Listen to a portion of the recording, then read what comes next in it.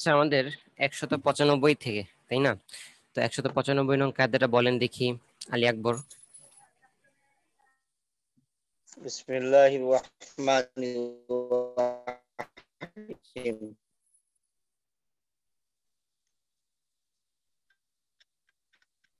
আল গুলমু বিল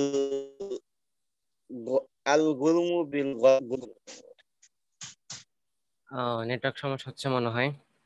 আচ্ছা ঠিক আছে, বিসমিল্লাহির রহমানির রহিম। 195 নং কায়দা, আল গরমু বিল গুনুমি। ঠিক আছে, আল গরমু বিল গুনুমি। তো এটা আসলে কায়দাও ঠিক, আবার এটা আবার হাদিসের একটি অংশ। হ্যাঁ, আমরা তো আহ ওই হাদিসটা পড়েছি, মশহুর একটা হাদিস, যে এক ব্যক্তি একজন লোকের থেকে ওই যে বলে ওলানকে ফুলিয়ে রেখে দুধ জমিয়ে ওলানকে ফুলানো। ঠিক আছে, দুধ জমিয়ে ওলানকে ফুলানো, তারপরে সেটাকে বিক্রি করে দেয়। এরপরে যে ব্যক্তি কিনে আম, তিনি পরে একদিন দুধ দোহানোর পরে দেখেন যে না, যে পরিমাণ ওলানে দুধ ছিল আসলে মানে দুধ দেখানো হয়েছিল ওই পরিমাণ নাই। তো তখন নবীজির কাছে আসলে তখন নবীজি বলছিলেন যে আল গরমু বিল গুনুমি। ঠিক আছে, তো এটা একটা হাদিসের অংশ। তো আল গরমু বিল গুনুমি অর্থ হচ্ছে কি, যে আল গরমু বিল গুনুমি, ক্ষতিপূরণটা এটা উপভোগ অনুযায়ী আসে। ঠিক আছে, ক্ষতিপূরণটা উপভোগ অনুযায়ী আসে। তো আল গরমু বিল গুনুমি, উপভোগ অনুযায়ী ক্ষতিপূরণ আসবে, উপভোগ অনুযায়ী ক্ষতিপূরণ আসবে। আচ্ছা, উপভোগ অনুযায়ী ক্ষতিপূরণ আসবে দ্বারা কি উদ্দেশ্য? অর্থাৎ যে যতটুকু, হ্যাঁ, কোনো কিছু ভোগ করবে, তো সে ততটুকু এটার ক্ষতি, ওটা ক্ষতিপূরণ আম, বহন করবে। ঠিক আছে, যতটুকু ক্ষতি ভোগ করবে ততটুকু বহন করবে। তো ওই ওই হাদিসে নবীজি বলেছিলেন যে আহ,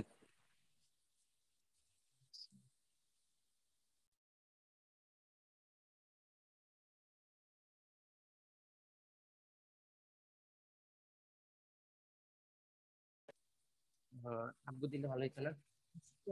আবার রাখতে রাখতে আবার আসবো, এটা তো সবার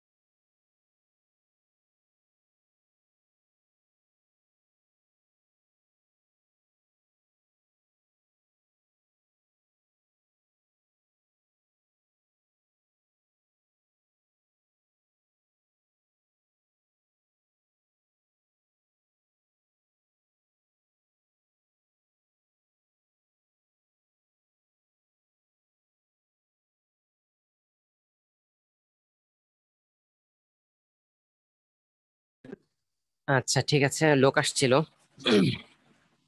তো আল যেটা বলতেছিলাম, আল গরমু বিল গুনুমি, যে আহ, উপভোগটা আসে ক্ষতিপূরণ অনুযায়ী। ঠিক আছে, তো নবী যে বলেছিলেন যে যদি তোমাকে কেউ ধোকা দেয়, যেমন গরু, সে ওলানে দুধ ফুলিয়ে মানে কয়েকদিন দুধ দোহায়নি, তো ওলানটা ফুলে ফুলে আছে, তো সে বিক্রি করে দিল। এখন বিক্রি করার পরে যখন তুমি এই সমস্যার শিকার হলা, যখন তুমি দেখলে যে না বাস্তবে আসলে দুধ বেশি নেই, সে ওলানকে ফুলিয়ে রাখছিল, তখন তোমার দুটো অধিকার আছে। একটি হচ্ছে তুমি এটাকে ফেরত দিয়ে দেওয়া। ঠিক আছে, আরেকটি হচ্ছে যে পরিমাণ দেওয়া, কি যেন বলে, মানে যে পরিমাণ দুধ তুমি করছো ওটার ওটার বিনিময়ে কিছু খেজুর দিয়ে দেওয়া। ঠিক আছে, এক্সট্রা খেজুর দিয়ে দেওয়া। তো এখন এগুলো একটা হাদিস। তো আরেকটা হাদিসে নবী যে বলেছিলেন যে ক্ষতিপূরণ অনুযায়ী কি আসবে, আহ আল গরম বিল গনমি অর্থ কি দেখলাম আমরা, যে ক্ষতিপূরণ উপভোগ অনুযায়ী ক্ষতিপূরণ আসবে। এখন হাদিস দেখলাম, মেসাল যদি আমরা দেখি, মেসালের মধ্যে হচ্ছে যেমন কোন একটা কোম্পানি হচ্ছে শেয়ার কোম্পানি, ঠিক আছে, শেয়ার কোম্পানি। এখন একটা কোম্পানিতে অনেকজন শেয়ার থাকে। তো এখন যারা শেয়ার আছেন কোম্পানির, যদি কোম্পানির কোনো ক্ষতি ক্ষতি হয় তাহলে প্রত্যেকেই তার শেয়ারের অংশ অনুযায়ী ক্ষতিপূরণ ভাগ করে নেবেন। ঠিক আছে, মনে করেন কোন একটা কোম্পানিতে আপনার 50% শেয়ার আছে, যদি কোম্পানি ক্ষতি হয় তাহলে এই ক্ষতির মধ্যেও 50% শেয়ার আপনার নিতে হবে। কারো 20% শেয়ার আছে, কারো 10% শেয়ার আছে, তাহলে কোম্পানির লাভ হলো যেরকম আপনাকে 10% করে দিত, হ্যাঁ, আপনাকে 50% করে দিত, তেমনিভাবে যখন ক্ষতি হবে তখন ওই ক্ষতিটাকেও এই পার্সেন্টেজ আকারে ভাগ করে নিতে হবে। ঠিক আছে, কারণ যতটুকু আপনি উপভোগ করছেন, কোম্পানি যতটুকু আপনি উপভোগ করেন, কোম্পানি ক্ষতি হলে ক্ষতিপূরণটাও ততটুকুর মধ্যেও কি করতে হবে, অংশগ্রহণ করতে হবে।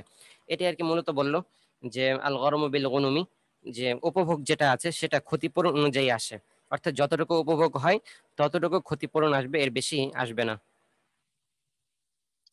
আচ্ছা, এরপরে 196 নং কায়দা, এটা বলেন দেখি আব্দুস সাত্তার।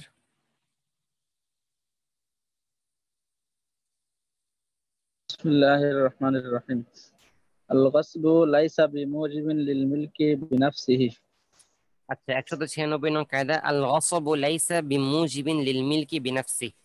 তো আল গসবু লাইসা বিমুজিব, গসব মানে কি, অপহরণ করা, ছিনতাই করা, কারো কাছ থেকে ছিনিয়ে নেওয়া, এগুলো হচ্ছে গসবের অর্থ আসে। তাহলে আল গসবু অপহরণ করাটা অথবা ছিনতাই করাটা, লাইসা বিমুজিবিন এটা আবশ্যক করে না, লাইসা বিমুজিবিন এটা আবশ্যক করে না, লিল মিলকি মালিকানাকে, বিনাফসিহি তো নিজে, তো অপহরণ করা এই জিনিসটা নিজে মালিকানাকে আবশ্যক করে না। ঠিক আছে, আল গসবু লাইসা বিমুজিবিন লিল মিলকি বিনাফসিহি, অপহরণ করাটা নিজে মালিকানাকে আবশ্যক করে না। তাহলে আমরা কি দেখলাম, অবশ্যই এটার উদ্দেশ্য সবাই বুঝিয়ে ফেলছেন, যে কেউ যদি কোনো কিছু অপহরণ করে তাহলে এই অপহরণ করার দ্বারা সে ওই জিনিসের মালিক হয় না। আমার কাছ থেকে একটা চোর মোবাইল অপহরণ করে নিল, তো সে এই এই জিনিসটার মালিক হবে না। তো সে যেহেতু জিনিসটা মালিক হচ্ছে না, সুতরাং তার জন্য, অপহরণকারীর জন্য বা ছিনতাইকারীর জন্য আবশ্যক হলো ওই জিনিসটা হুবহু ফেরত দিয়ে দেওয়া। সে যদি হুবহু ফেরত না দেয় তাহলে সে পরকালের জন্য দায়ী থাকবে। ঠিক আছে, তার উপর দাবি রাখা হবে, তার দাবি থাকবে। তো এটাই বললো যে অপহরণ দ্বারা কেউ কোনো জিনিসের মালিক হয় না।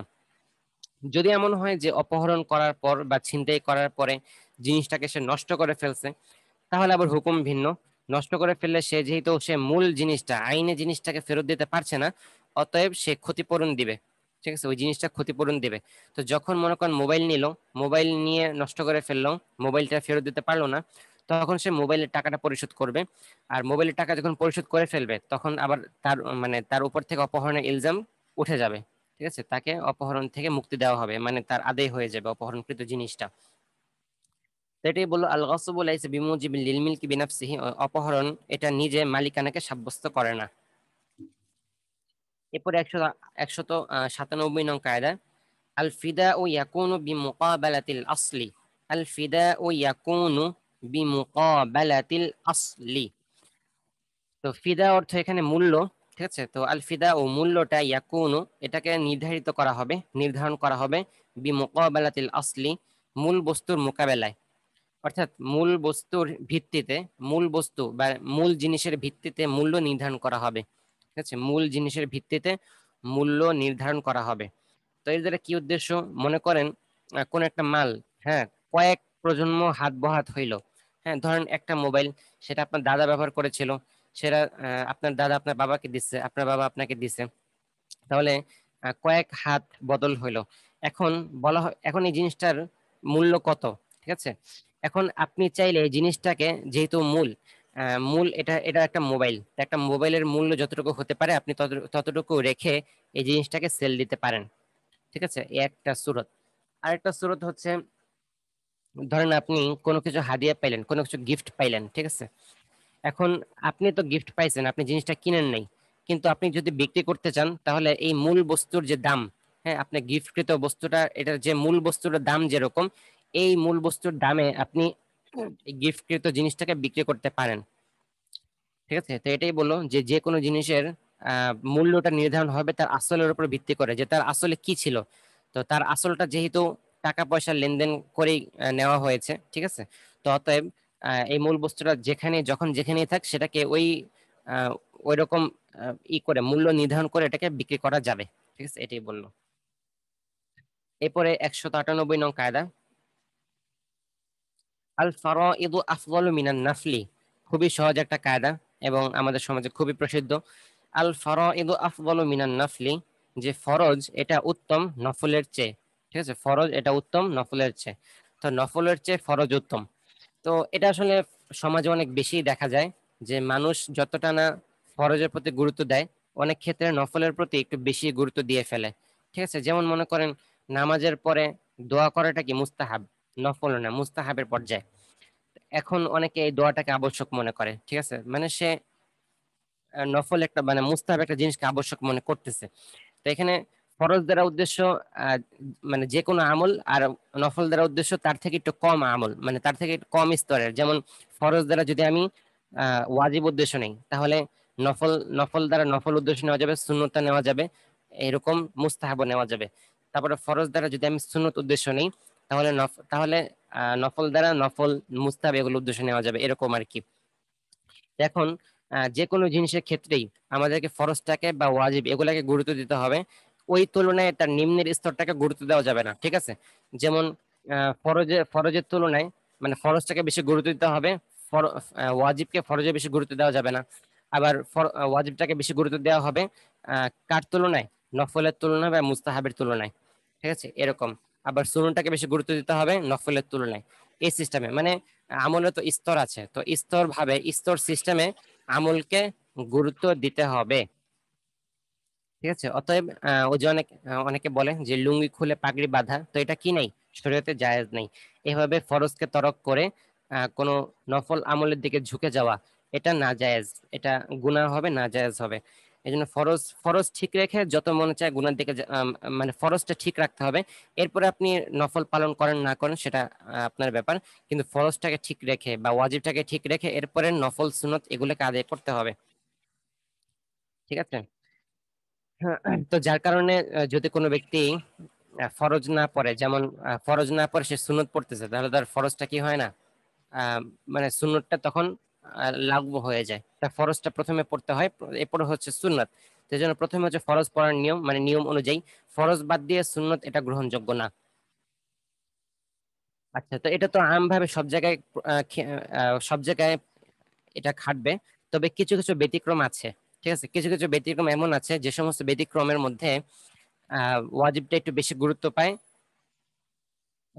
সুন্নতটা একটু বেশি গুরুত্ব পায়, বা মুস্তাহাবটা একটু বেশি গুরুত্ব পায় ওয়াজিবের চেয়ে। ঠিক আছে, এরকম কিছু ক্ষেত্র কি কি, যেমন প্রথমে হচ্ছে আপনি মনে করেন কোনো ব্যক্তিকে ঋণ দিয়েছিলেন। এখন ওই ব্যক্তিটার এমন অবস্থা যে তার সে ঋণ কি পরিশোধ করবে, তার নিজের পেটের খাবারই নেই। ঠিক আছে, তার পেটের খাবারই নেই, সে ঋণ কি পরিশোধ করবে। তো এত বেশি মিসকিন হয়ে গেছে, হ্যাঁ, তার কোনো কানা করিও নাই। তাহলে এই যে এই লোকটা যাকে আপনি ঋণ দিয়েছিলেন, ঋণগ্রস্ত, তার তো তার কোনো সম্পত্তি নেই, সে আপনার ঋণ কিভাবে আদায় করবে। এখন আপনার জন্য আবশ্যক ছিল এই লোকটাকে সময় দেওয়া, ঋণ পরিশোধ করার জন্য সময় দেওয়াটা আপনার জন্য ওয়াজিব ছিল। তো এটা যদিও আপনার জন্য ওয়াজিব ছিল, কিন্তু এই লোকটাকে মাফ করে দেওয়া আপনার জন্য হচ্ছে মুস্তাহাব। ঠিক আছে, এই লোকটাকে মাফ করে দেওয়া কি মুস্তাহাব। তো এখন এই যে এই ক্ষেত্রে এই এই গরিব লোকটাকে ছাড় দেওয়ার ক্ষেত্রে আপনার জন্য উত্তম হচ্ছে মাফ করে দেওয়া। ঠিক আছে, যদিও আপনার জন্য আবশ্যক ছিল, আপনার জন্য ওয়াজিব ছিল লোকটাকে ঋণ পরিশোধের সুযোগ করে দেওয়া, বা তাকে সময় দেওয়া। তবে এখন অবস্থার অনুকূলের কারণে তাকে ওই সময়টা আর দিতে হবে না, তাকে মাফ করে দেওয়াটা উত্তম। এখন আপনি যদি উত্তম কাজ না করেন তাহলে এটা আপনার ব্যাপার, তবে উত্তম হচ্ছে তাকে সময় না দিয়ে সরাসরি মাফ করে দেওয়া। ঠিক আছে। তারপর মনে করেন সালামের জবাবের ক্ষেত্রে, সালাম দেওয়া কি সুন্নত, কিন্তু সালামের জবাব দেওয়াটা ওয়াজিব। এখন সালাম দেওয়াটা যদিও সুন্নত, কিন্তু শরীয়তে সালাম দেওয়াটাই হচ্ছে উত্তম। ঠিক আছে, সালাম দিলে তো উত্তর তো দিতেই হবে। তো সালাম দেওয়াটা হচ্ছে মূল। সালাম দেওয়াটা যদিও এখানে সুন্নতের হুকুম, কিন্তু এই সুন্নতটা সালামের উত্তর দেওয়া যেটা হচ্ছে ওয়াজিব সেটা থেকে বেশি গুরুত্বপূর্ণ। ঠিক আছে, তাহলে এই ক্ষেত্রে মানে সালাম দেওয়ার ক্ষেত্রে সালামের উত্তর উত্তর দেওয়াটা তো ওয়াজিব, ঠিক আছে, তবে উত্তম হচ্ছে সালাম দিয়ে দেওয়া।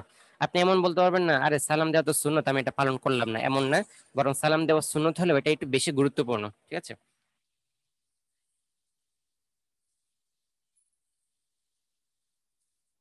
এই গেল একটা। এরপর আরেকটা মেসালা আমরা দেখি। যেমন মনে করেন অজু করা, হ্যাঁ আমরা নামাজের জন্য অজু করি। এখন নামাজের জন্য আপনি দুটো সময়কে লক্ষ্য রেখে অজু করতে পারেন, এক হচ্ছে ওয়াক্তের আগে অজু করতে পারেন, আর একটা হচ্ছে ওয়াক্ত শুরু হওয়ার পর অজু করতে পারেন। এখন ওয়াক্ত শুরু হওয়ার পর অজু করাটা হচ্ছে আবশ্যক। ঠিক আছে, ওয়াক্ত শুরু হওয়ার পর নামাজের উদ্দেশ্যে অজু করাটা হচ্ছে কি আবশ্যক। কিন্তু ওয়াক্ত আসার আগে অজু করাটা হচ্ছে নফল। তো যদিও ওয়াক্ত আসার আগে অজু করার হুকুম হচ্ছে যে অজুটা নফল হবে, নফল হবে, কিন্তু তারপরও আপনি চাইলে মানে আপনার জন্য উত্তম হবে যে আপনি আম, ইশার আগে, ওয়াক্ত শুরু হওয়ার আগে অজুটা করে নেন। ঠিক আছে, তো ওয়াক্ত শুরু হওয়ার আগে অজুটা করে নেবেন, এটা হচ্ছে আপনার জন্য উত্তম হবে। যদিও ওয়াক্ত শুরু হওয়ার পরে অজুটা ওয়াজিব ছিল, তো অজুটা তো ওয়াজিব আছে ঠিক আছে, তবে ওয়াক্ত আসার আগে অজু করাটা আপনার জন্য বেশি উত্তম হবে ওয়াক্ত আসার পর অজু করার চেয়ে।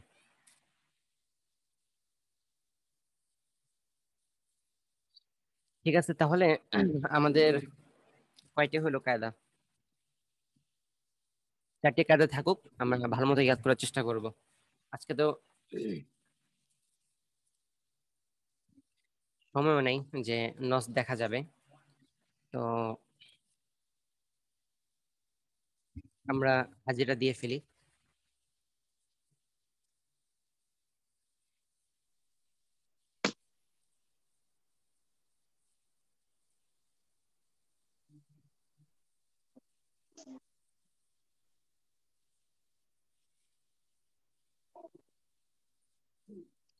আচ্ছা, আমাদের পরবর্তী যে কায়দা এটা মোটামুটি আগের কায়দার মতোই, আমরা এটাও একটু দেখে নিতে পারি।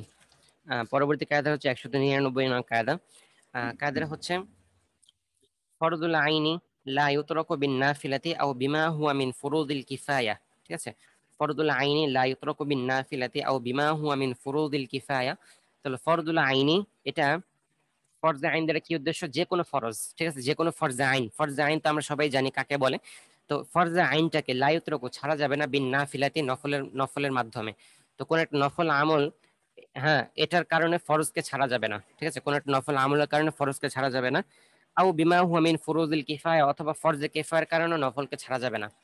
ঠিক আছে, তো ফরজে আইন এটাকে ছাড়া যাবে না নফলের কারণে অথবা ফরজে কিফায়ার কারণে, অর্থাৎ ফরজে আইনটা নফলের থেকে বেশি গুরুত্বপূর্ণ, অথবা আহ ফরজে কিফায়ার চেয়েও কি বেশি গুরুত্বপূর্ণ।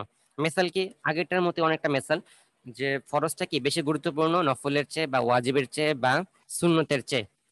ঠিক আছে, যেমন মনে করেন কোন একটা নামাজের সময় জামাতের সময় হয়ে গেছে, আবার একই সময়ে জানাজা আসছে, তো জানাজা হইতেছে ফরজে কিফায়া, আর জামাতের যে নামাজটা, হ্যাঁ নামাজটা হচ্ছে কি নামাজ পড়া হচ্ছে ফরজ। তাহলে আমরা কি করব, এখন প্রথমে ফরজটা পড়ে নিব, এরপরে হচ্ছে জানাজার নামাজ পড়বো। ঠিক আছে, তো জানাজার নামাজটাকে মোকাদ্দম করা যাবে না মেইন নামাজের আগে। ঠিক আছে, এটাই বললো যে ফরজে আইনটাকে বেশি গুরুত্ব দিতে হবে ফরজে কিফায়ার থেকে অথবা সুন্নতের থেকে। আপনি মনে করেন আপনার সতর ঢেকে রাস্তা দিয়ে যাচ্ছেন, হ্যাঁ আপনি দেখলেন যে রাস্তায় পাগল আছে যাদের সতরে কোনো কাপড় নাই। তো আপনার সতরে কাপড় আছে, তাদের সতরে কাপড় নাই, এখন আপনি নিজের সতরে কাপড় খুলে তাকে কাপড় দান করে দিলেন তার সতর ঢাকার জন্য, এটা জায়েজ হবে না। ঠিক আছে, কারণ আপনার নিজের ফরজ তরক করে আরেকজনের ফরজ পালন করার সুযোগ দেওয়ার কি নাই, অবকাশ নাই। আগে নিজে ফরজ পালন করতে হবে, এরপরে অন্য কেউ যদি সুযোগ থাকে তাহলে অন্যকে পালন করার ব্যাপারে সহযোগিতা করা যাবে। নিজে পালন না করে অন্যকে সহযোগিতা করা যাবে না। এটাই আর কি মূলত এসব কায়দার উদ্দেশ্য। ঠিক আছে, তাহলে ওয়াক্ত শুরু হয়েছে কিন্তু মনে করেন জামাতে এখনো দেরি আছে, এই ক্ষেত্রে কি নামাজ ফরজের আগে কি জানাজা পড়া যাইবো? এশার নামাজের ওয়াক্ত শুরু হয়ে গেছে কিন্তু জামাত এখনো সময় আছে, আধা ঘন্টা বা 15 ঘন্টা সময় আছে হ্যাঁ জোহরের চাইলে ক্ষেত্রে। পড়ে নিতে পারবেন, কিন্তু আসলে উত্তম হচ্ছে জামাতের পরেই পড়া। ঠিক আছে, উত্তমটা হচ্ছে জামাতের পরেই পড়া।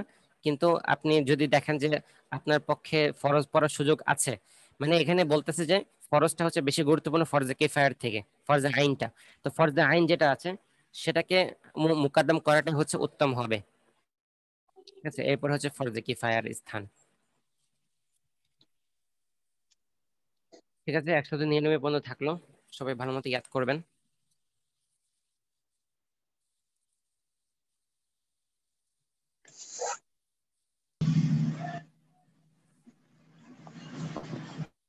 আচ্ছা, 1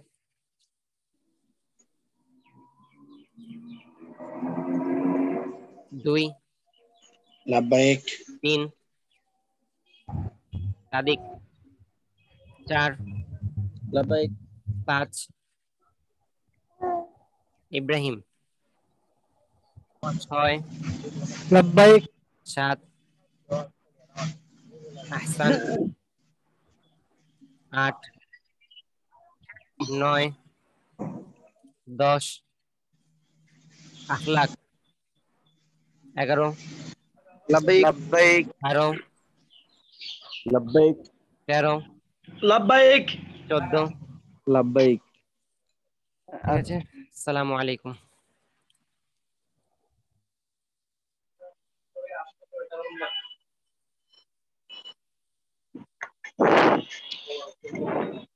আসসালামু আলাইকুম ওয়া রাহমাতুল্লাহ। ওয়ালাইকুম আসসালাম।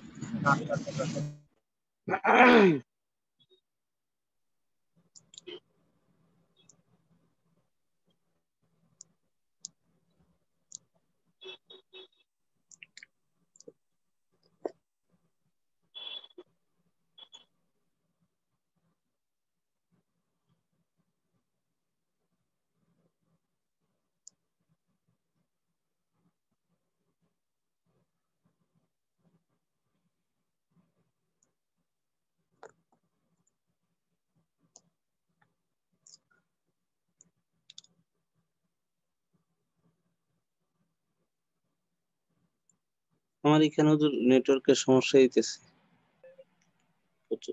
জি,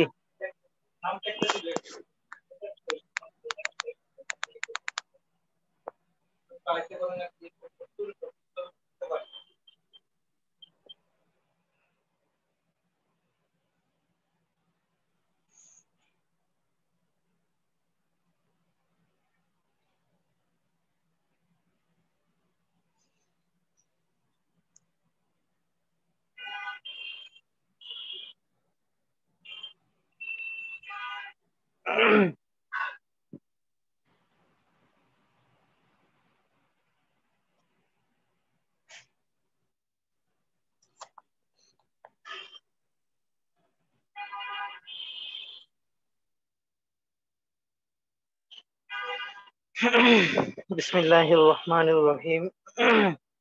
আজকে আমরা কোত্থেকে পড়বো? 154 থেকে। হুজুর ভালো আছেন নে? জি আলহামদুলিল্লাহ, ভালো আছেন? জি হুজুর, মোটামুটি আলহামদুলিল্লাহ। সুস্থ আছেন না? জি হুজুর, এখন মোটামুটি আলহামদুলিল্লাহ সুস্থ। আলহামদুলিল্লাহ। আলহামদুলিল্লাহ, আল্লাহ তাআলা আরো সুস্থ করে দেন। আমিন আমিন।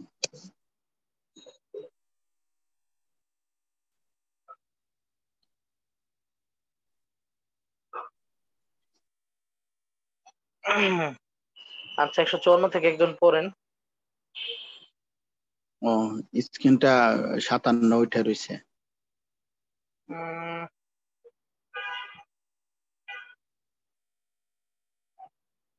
স্ক্রিনটা একটু বড় করে দিচ্ছি।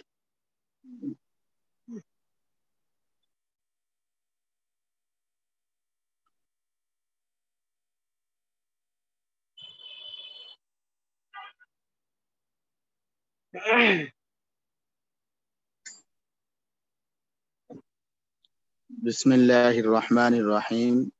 মাদ্দা 154। আল কিমাতু হিয়া সামানুল হাকিকিয়্যু লিশ-শাইই।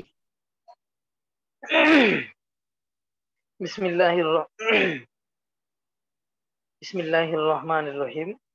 সর্বশেষ দর্সে আলোচনা হয়েছিল যে কিমত এবং সামানের পার্থক্য কি। আমরা সেক্ষেত্রে বলেছিলাম যে কিমত বলা হয় আপনার বাজার রেটকে, যেটাকে আমরা ইংরেজিতে বলেছিলাম ভ্যালু।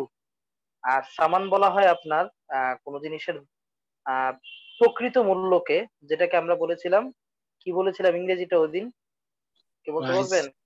প্রাইস প্রাইস বলে। রাইস হ্যাঁ, তো সামান বলা হয় যেটা মূলত আসলে আপনার দরদাম করে যে রেটটা ঠিক করা হয়, ক্রেতা বিক্রেতা দরদাম করে যে রেটটা ঠিক করেন সেটাই মূলত সামান। যেমন 100 টাকার একটা পণ্য কোনো ক্রেতা দোকানে গিয়ে এটা দরদাম করে 80 টাকা কিনে আনলো, 80 টাকা এটা হচ্ছে আপনার সামান। আর যদি এই পণ্যটার মূল রেট হয় আপনার 100 টাকা, যে বাজারে যদি এটার দাম 100 টাকা থাকে, তাহলে 100 টাকা হচ্ছে কিমাত। তো আশা করি বুঝতে পেরেছেন। তো আল কিমাতু হিয়া সামানুল হাকিকিয়্যু লিশাইই, কিমত বলা হয় কোন জিনিসের প্রকৃত মূল্যকে। হুম, করেন, যেটাকে আমরা বাজার রেট বলছি। মাদ্দা আমি 100। বলেছিলাম সামানকে আমরা সহজে দরদাম রেট বলবো, আর কিমতকে বাজার রেট বলবো ইনশাআল্লাহ। হুম, মাদ্দা 155 আল মুসাম্মানু আশ-শাইউ আল্লাযী ইউবাউ বিস-সামানি।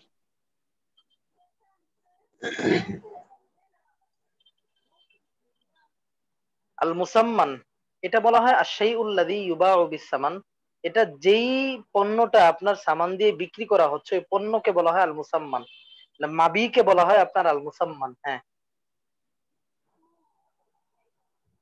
তাহলে যেটা মাবি সেটাই মুসাম্মান, যেটা মুসাম্মান সেটাই কি মাবি।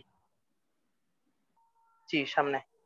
মাদ্দা 156 আত-তা'জিল তা'লিকুদ দাইন ওয়া তাখিরুহু ইলা ওয়াক্তিন মুআয়্যানিন। তাজিল বলা হয় মূলত আপনার দায়কে বিলম্ব করা, অর্থাৎ বাকির লেনদেনকে তাজিল বলা হয়। এজন্য আপনার বাকি ক্রয় বিক্রয়কে বলা হয় বাই মুআজ্জাল, ঠিক না?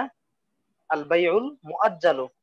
আপনারা দেখবেন ইসলামী ব্যাংকিং লেনদেন গুলোতে একটা অপশন থাকে তাদের মুরাবাহা, আর একটা অপশন থাকে বাই মুআজ্জাল।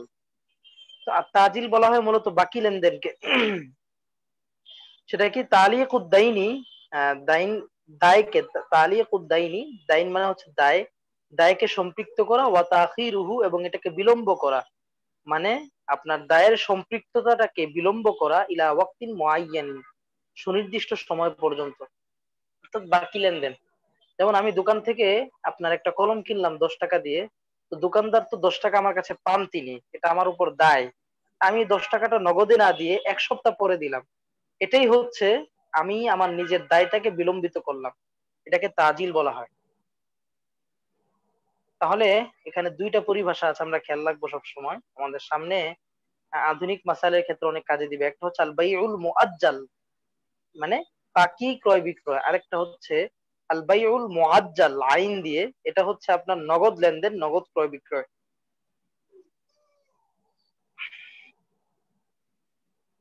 এরপরে পড়েন।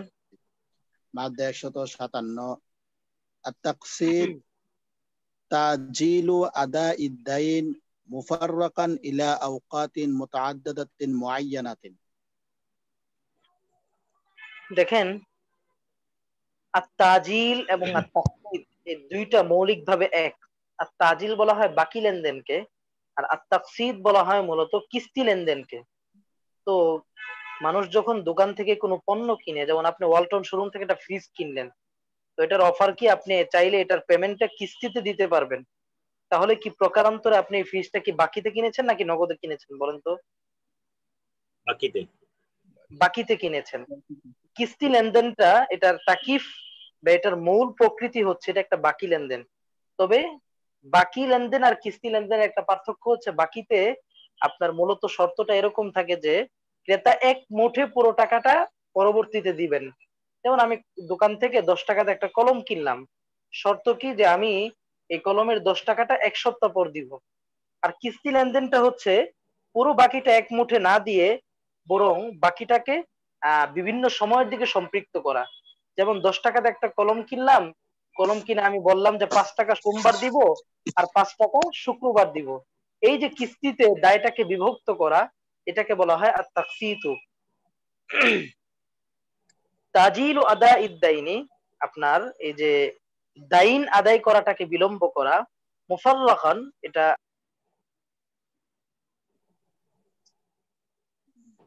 পৃথকভাবে।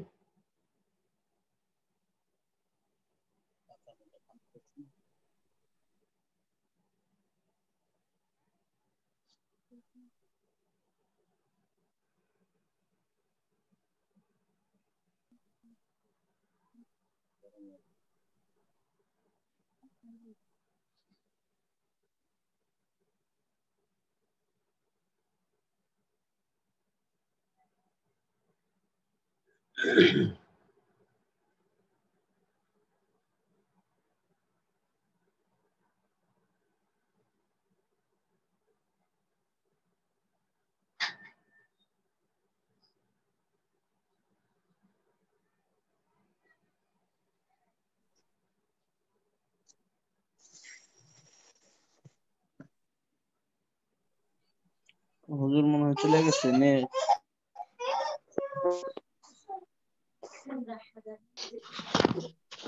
স্ক্রিনে তো ফোনের দেখা গেল, কলিং দেখা গেল।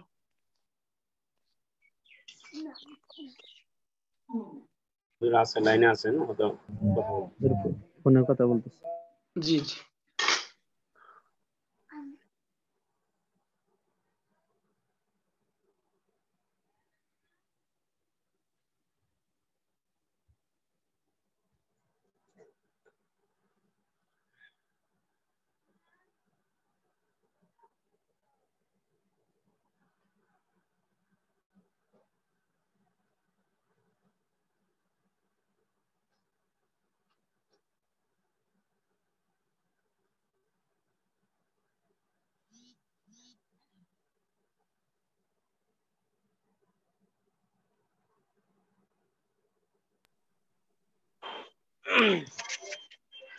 আসসালামু আলাইকুম। ওয়ালাইকুম আসসালাম। ওয়ালাইকুম আসসালাম। কল রিসিভ করতে হয়েছে।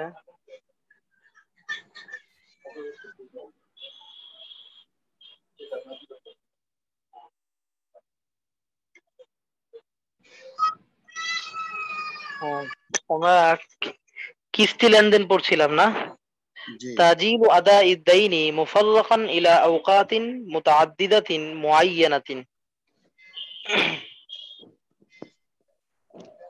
বিভিন্ন সুনির্দিষ্ট সময়ের দিকে বিভক্ত করে আপনার দায়কে বা দাইনকে ঋণ আদায়কে বিলম্ব করা।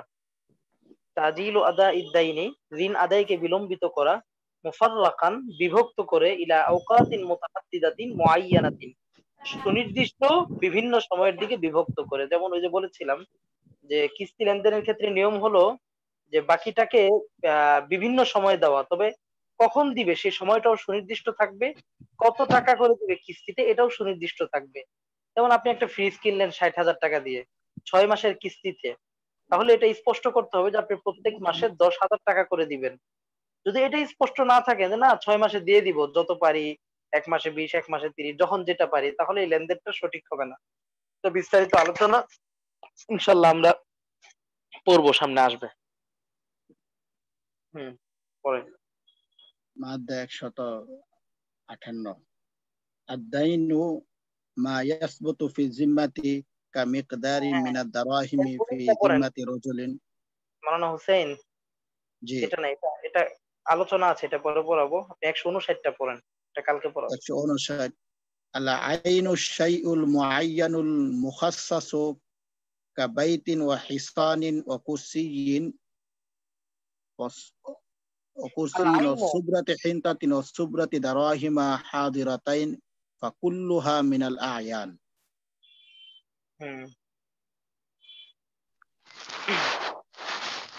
দেখেন আইন বা বস্তু কাকে বলে, ঠিক না? বস্তু, তো বস্তু যেটা পণ্য সেটাই বস্তু। তো বলা হচ্ছে আশ-শাইউল মুআয়্যান আল মুশাখখাস, যে জিনিসটা নির্দিষ্ট এবং যেটা মুশাখখাস মানেও নির্দিষ্ট। যেমন ঘর, হ্যাঁ, হিসানিন, হিসান মানে কি? চাটাই। কুরসি মানে চেয়ার। হিসান মানে চাটাই কিনা সন্দেহ হচ্ছে, একটু দেখে নিন লুগা। কুরসি বারান্দা চেয়ার, মনে কি বারান্দা, যে আঙ্গিনা, আঙ্গিনা হতে পারে। ঘোড়া, আঙ্গিনা। হিসান ঘোড়া,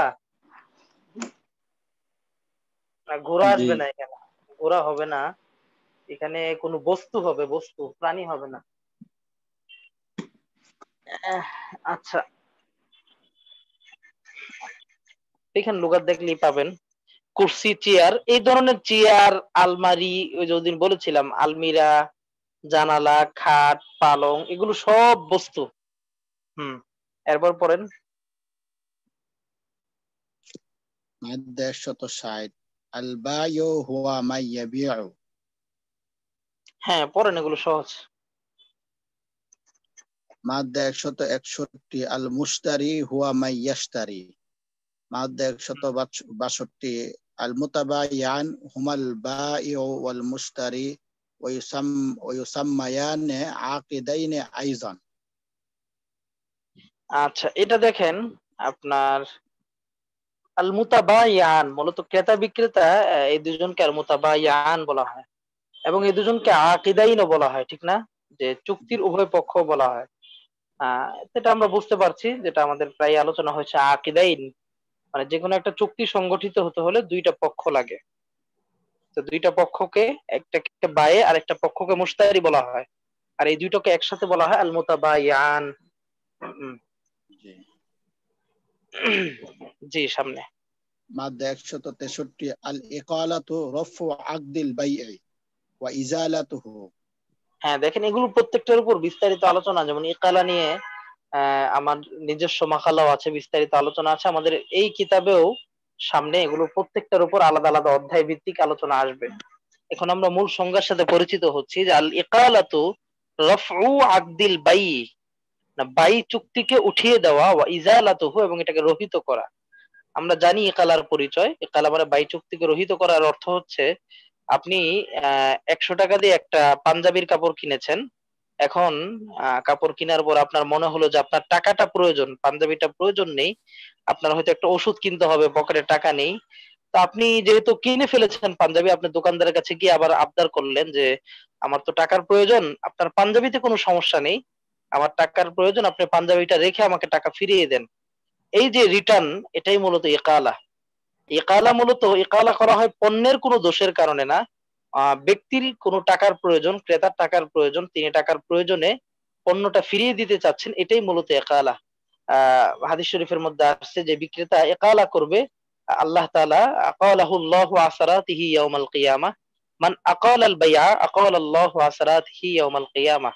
যে ব্যবসায়ী ইকালা করবেন, আল্লাহ তাআলা তার গুনাহগুলোকে কিয়ামতের দিন ক্ষমা করে দিবেন।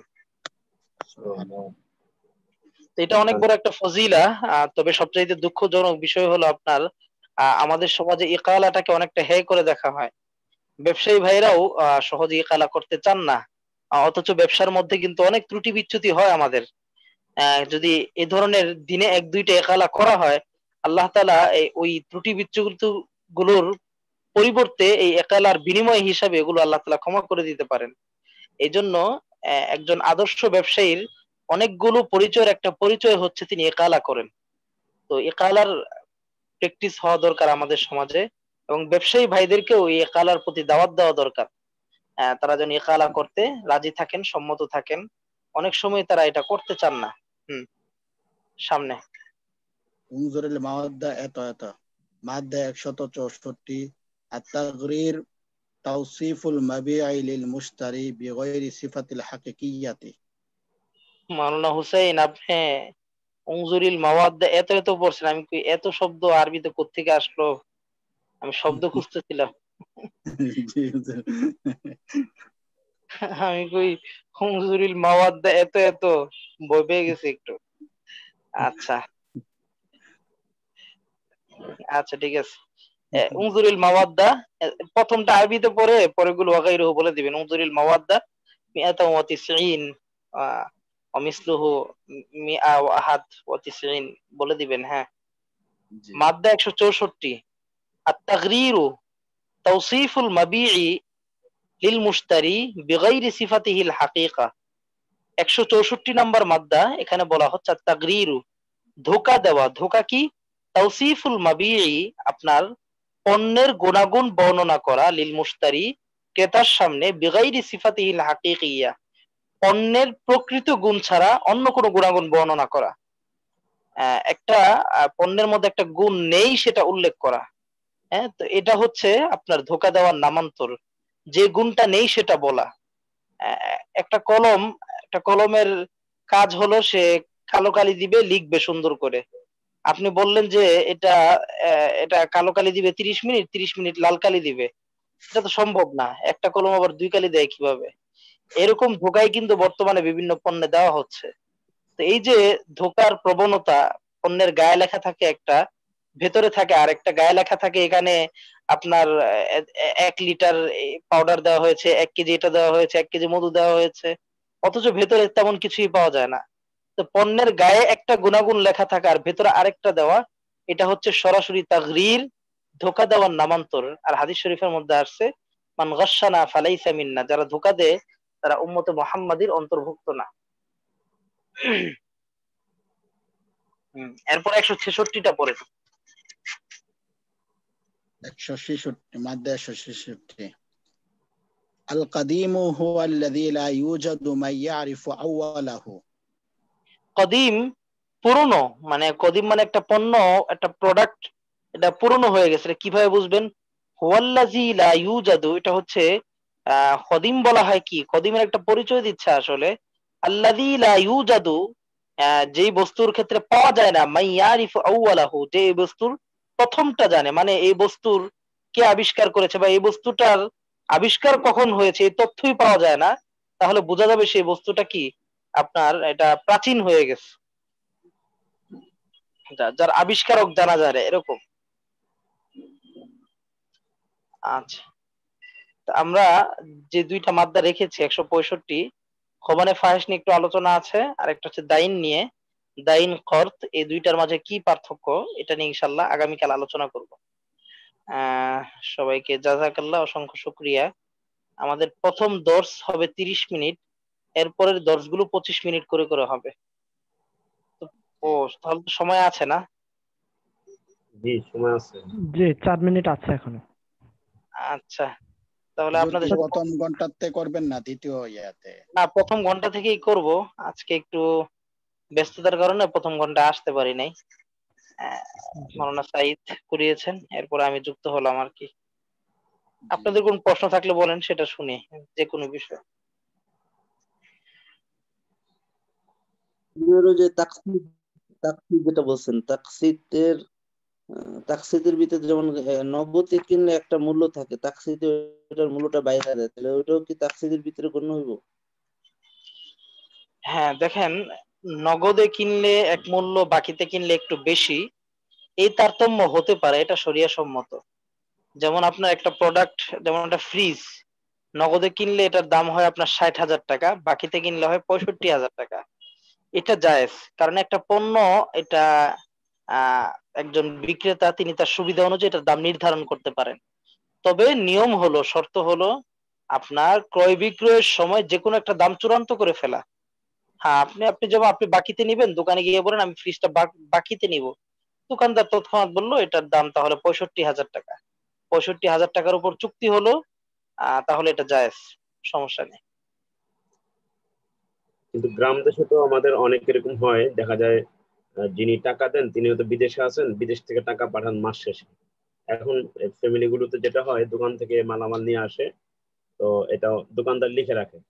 এই ক্ষেত্রে দেখা যায়, পরবর্তী হিসাব করে দেখা যায় যে নগদ কিনলে টাকাটা কম লাগতো, কিন্তু বাকিতে নেওয়ার কারণে দোকানদার দামটা বেশি লিখে রাখছে। না এক্ষেত্রে না, অনেক সময় এটা প্রবলেম এটা হয়। না, বেশি দামটা একদম চুক্তির সময় চূড়ান্ত হতে হবে। একটা কলম দেখেন, কলম দিয়ে উদাহরণ দিচ্ছে সহজতার জন্য, এটা এটার রেট লেখা আছে আপনার, এটা যদি কেউ বাকিতে কিনে 12 টাকা, নগদে কিনলে 10 টাকা, তো কেনার সময় চুক্তি হবে যে এটা 12 টাকা দিয়ে আমি বিক্রি করছি। তাহলে এরকম যেন না হয় যে বাকিতে দোকান থেকে পণ্য আনলাম, দোকানদার খাতায় লিখে রাখলো, সুযোগ বুঝে সে যেই পণ্য অন্যদের কাছে 40 টাকা সেটা আমার কাছ থেকে 42 টাকা ধরলো, এটা হলে জায়েজ হবে না। এটাই এখন অনেক হুজুর ক্ষেত্রে হয়। ইয়া মনে করেন 10,000 ইট আনলাম ইয়ার জন্য, আমার কনস্ট্রাকশনের কাজের জন্য, বললাম যে আপনি প্রতি হাজারে 2,000 করে বেশি রাখেন, আমি যেহেতু উপস্থিত টাকাটা দিতে পারতেছি না, আপনি প্রত্যেক হাজারে যদি 9,000 হয়ে থাকে তাহলে আপনি 11,000 করে রাখেন, আমরা 6 মাস পরে এটার মূল্যটা দিয়ে দেব। আর এটা তো মনে হয় সম্পূর্ণভাবে বৈধ হবে। এটা জায়েজ, এটা তো বললামই যে আপনার চুক্তিটাই হচ্ছে বেশি টাকার উপর, ঠিক না? জি, মানে আপনারা নিচ্ছেন বাকিতে 11,000 টাকায় নিচ্ছেন, এটার উপরই চুক্তি হচ্ছে, তিনি রাজি হচ্ছেন, এটা জি। জায়েজ।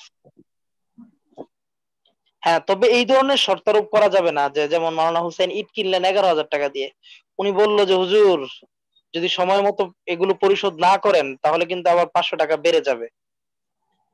তো এই যে একটা কিস্তি ফেল করলে টাকা বাড়িয়ে দেওয়া, এটা জায়েজ, এটা সম্পূর্ণরূপে না জায়েজ, এটা রিবা হবে। ইনশাল্লাহ আমরা সামনে পড়বো, আসবে, এটা সম্পূর্ণ রিবা। কারণ আমি 11,000 টাকা দিয়ে একটা পণ্য কিনেছি, তার মানে মাওলানা হুসাইনের কাছ থেকে ওই ইট ভাটাওয়ালা 11,000 টাকা পান, ঠিক না? এটা জি ঋণ হয়ে গেছে, ঋণের উপর তো অতিরিক্ত দেওয়া যায় না বা নেওয়া যায় না, এটাই। জি দোকানদার 11,000 টাকা পান, 11,000 টাকাই নিবেন। কোনো কিস্তি ফেল করলে বা দিতে বিলম্ব হলে টাকা বেশি নেওয়া যাবে না। জি। জি। আর কারো কোনো প্রশ্ন? জি, জি, জি। এই অনলাইন শপগুলোতে দেখা যায় যে এই মূল্য তো পরিশোধ করে দেওয়া হয়, এরপরে যেই দিন তাদের পণ্য ডেলিভারির কথা দেওয়া থাকে এক্ষেত্রে তারা গড়িমসি করে, দেরি করে, সেক্ষেত্রে কি বিধান হবে? জি, আবার যে এখন দেখা যায় যে যেটা আগে মূল্য পরিশোধ করে পরে দেখা পণ্য ডেলিভারি পরে দেওয়া, পরে পণ্য দেওয়া হবে, তো পণ্য যখন দেওয়ার তারিখ তখন দেয় না, অনেক দেরি করে, গড়িমসি করে। এখন যখন দেরি করছে, দেখেন ওই মূল বিষয় হলো এটা একটু লম্বা আলোচনা। বর্তমান ইভিলিতে হয় এরকম, আপনার টাকা জি জি আগে নেয়, পণ্য পরে দেয়। এটা এটা দুইটা সিস্টেম হয়ে থাকে। ইনশাল্লাহ আজকে তো সময় শেষ, কালকে দেখি আমি সময় করে আলোচনা করবো। এটা অনেক সময় বাই সালাম কন্ট্রাক্ট হয়ে থাকে আপনার, এখানে টাকাটা আগে নেওয়া হয়, পণ্যটা পরে দেওয়া হয়। তো জি এক্ষেত্রে অবশ্যই সময় নির্ধারণ করে নিতে হবে যে পণ্যটা ঠিক কবে দিবেন তিনি। হ্যাঁ, সময় নির্ধারণ বা নির্ধারিত সময় পণ্য দিতে না পারলে তিনি যে টাকাটা তার কাস্টমার থেকে নিয়েছিলেন ওই টাকাই ফেরত দিতে হবে, ওই অ্যামাউন্টটাই ফেরত দিতে হবে, বেশি দেওয়া যাবে না। ইভিলিতে অনেক সময় টাকা বেশি দেওয়া হয়, ঠিক সময় পণ্য দিতে না পারলে রিটার্ন করা হয় বেশি, এটা করা যাবে না। এক্ষেত্রে মানে এমনি দেখা যায় স্বাভাবিক মানুষ ইট কিনে, ইট কেনার ক্ষেত্রে এক গাড়ি ইট 20,000 টাকা, তো দেখা গেছে যে যেই মাসে দেওয়ার কথা ছিল তার চেয়ে আরো 2 মাস দেরি হয়ে গেল, তখন দেখা যায় কিছু ইট বেশি দিয়ে দেওয়া হয়, তো এটাও কি সুদের মধ্যে গণ্য হবে? কে বেশি দেয়? মানে ওই বিক্রেতা, বিক্রেতা বেশি দেয়, তাকে আগেই মূল্য পরিশোধ করা হয়েছে যে 2 মাস পরে সে ইটটা দিবে, তো তার কোনো কারণে দেরি হয়ে গেছে, সে 3 মাস পরে দিল, দেওয়ার সময় তার এই দেরি হওয়ার কারণে কিছু ইট বেশি দিয়ে দেয় সে। আচ্ছা, এটা যদি সে কোনো চুক্তি ছাড়া দেয়, এটা কোনো পরিমাণ নির্ধারণ না থাকে, চুক্তি ছাড়া দিল, তাহলে সমস্যা হওয়ার কথা না, আশা করি ইনশাল্লাহ। সেটা আরেকটা হলো, এটা একটা ওরফ হয়ে গেছে যে না এটা বেশি দেওয়ার একটা প্রচলন আছে, তখন তো এটা এমন পণ্য যে পণ্যের কোনো বিনিময় হয় না, মানে বিনিময় ছাড়া কোনো পণ্য চলে আসা লাজেমাস, তখন এটা নাজায়েজের পর্যায়ে চলে যেতে পারে। ইনশাল্লাহ সময় শেষ, আমাদের উস্তাদ চলে এসেছেন। আহ ঠিক আছে, কালকে আবার আলোচনা করবো। আসসালামু আলাইকুম। জি, ওয়ালাইকুম আসসালাম।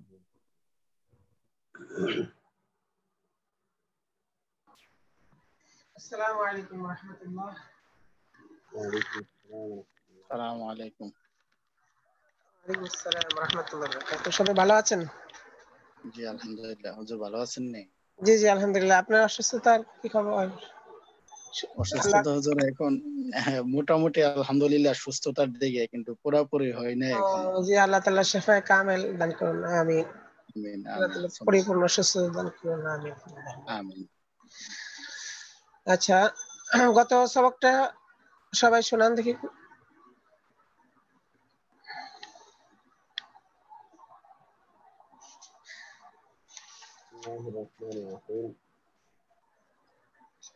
বলেন গত সবক। গত সবকটা ছিল আমাদের নিয়তের মধ্যে মানাফি সালাত যদি কোনো কাজ করে থাকে তো সেই ক্ষেত্রে নামাজ বাতিল হবে, তার নিয়ত বাতিল হবে কিনা এই বিষয়ে আলোচনা চলতেছিল।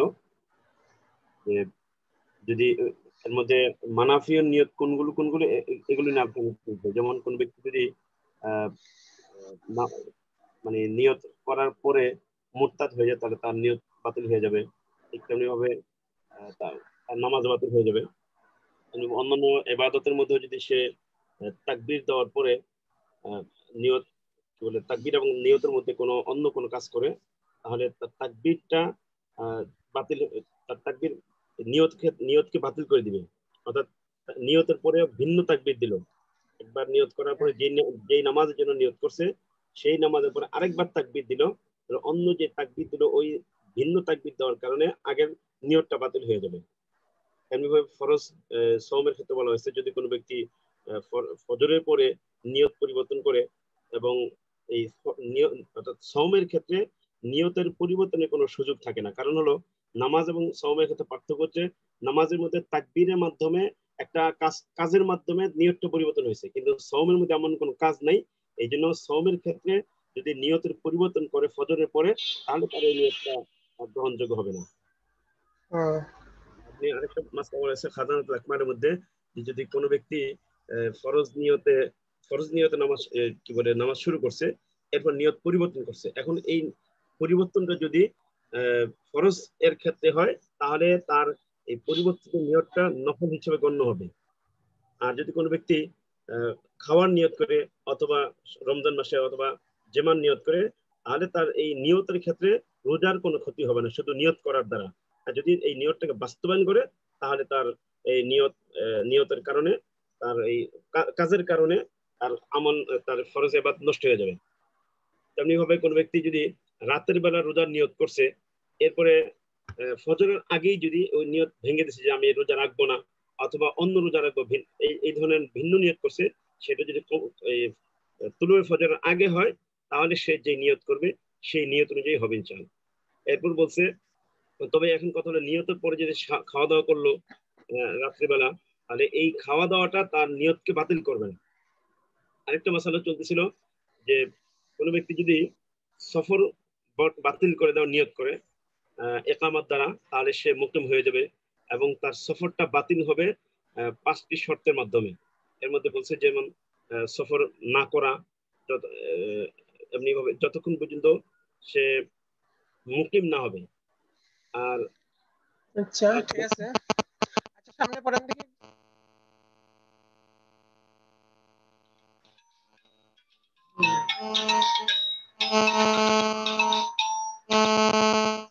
হ্যাঁ সামনে। আসসালামু আলাইকুম। ওয়ালাইকুম আসসালাম রাহমাতুল্লাহ।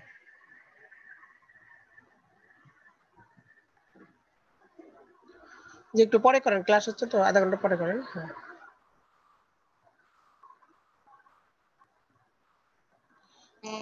1 ঘন্টা পরে করেন অথবা বিকালে করেন। আচ্ছা আসসালাম। আচ্ছা সামনে বারাত।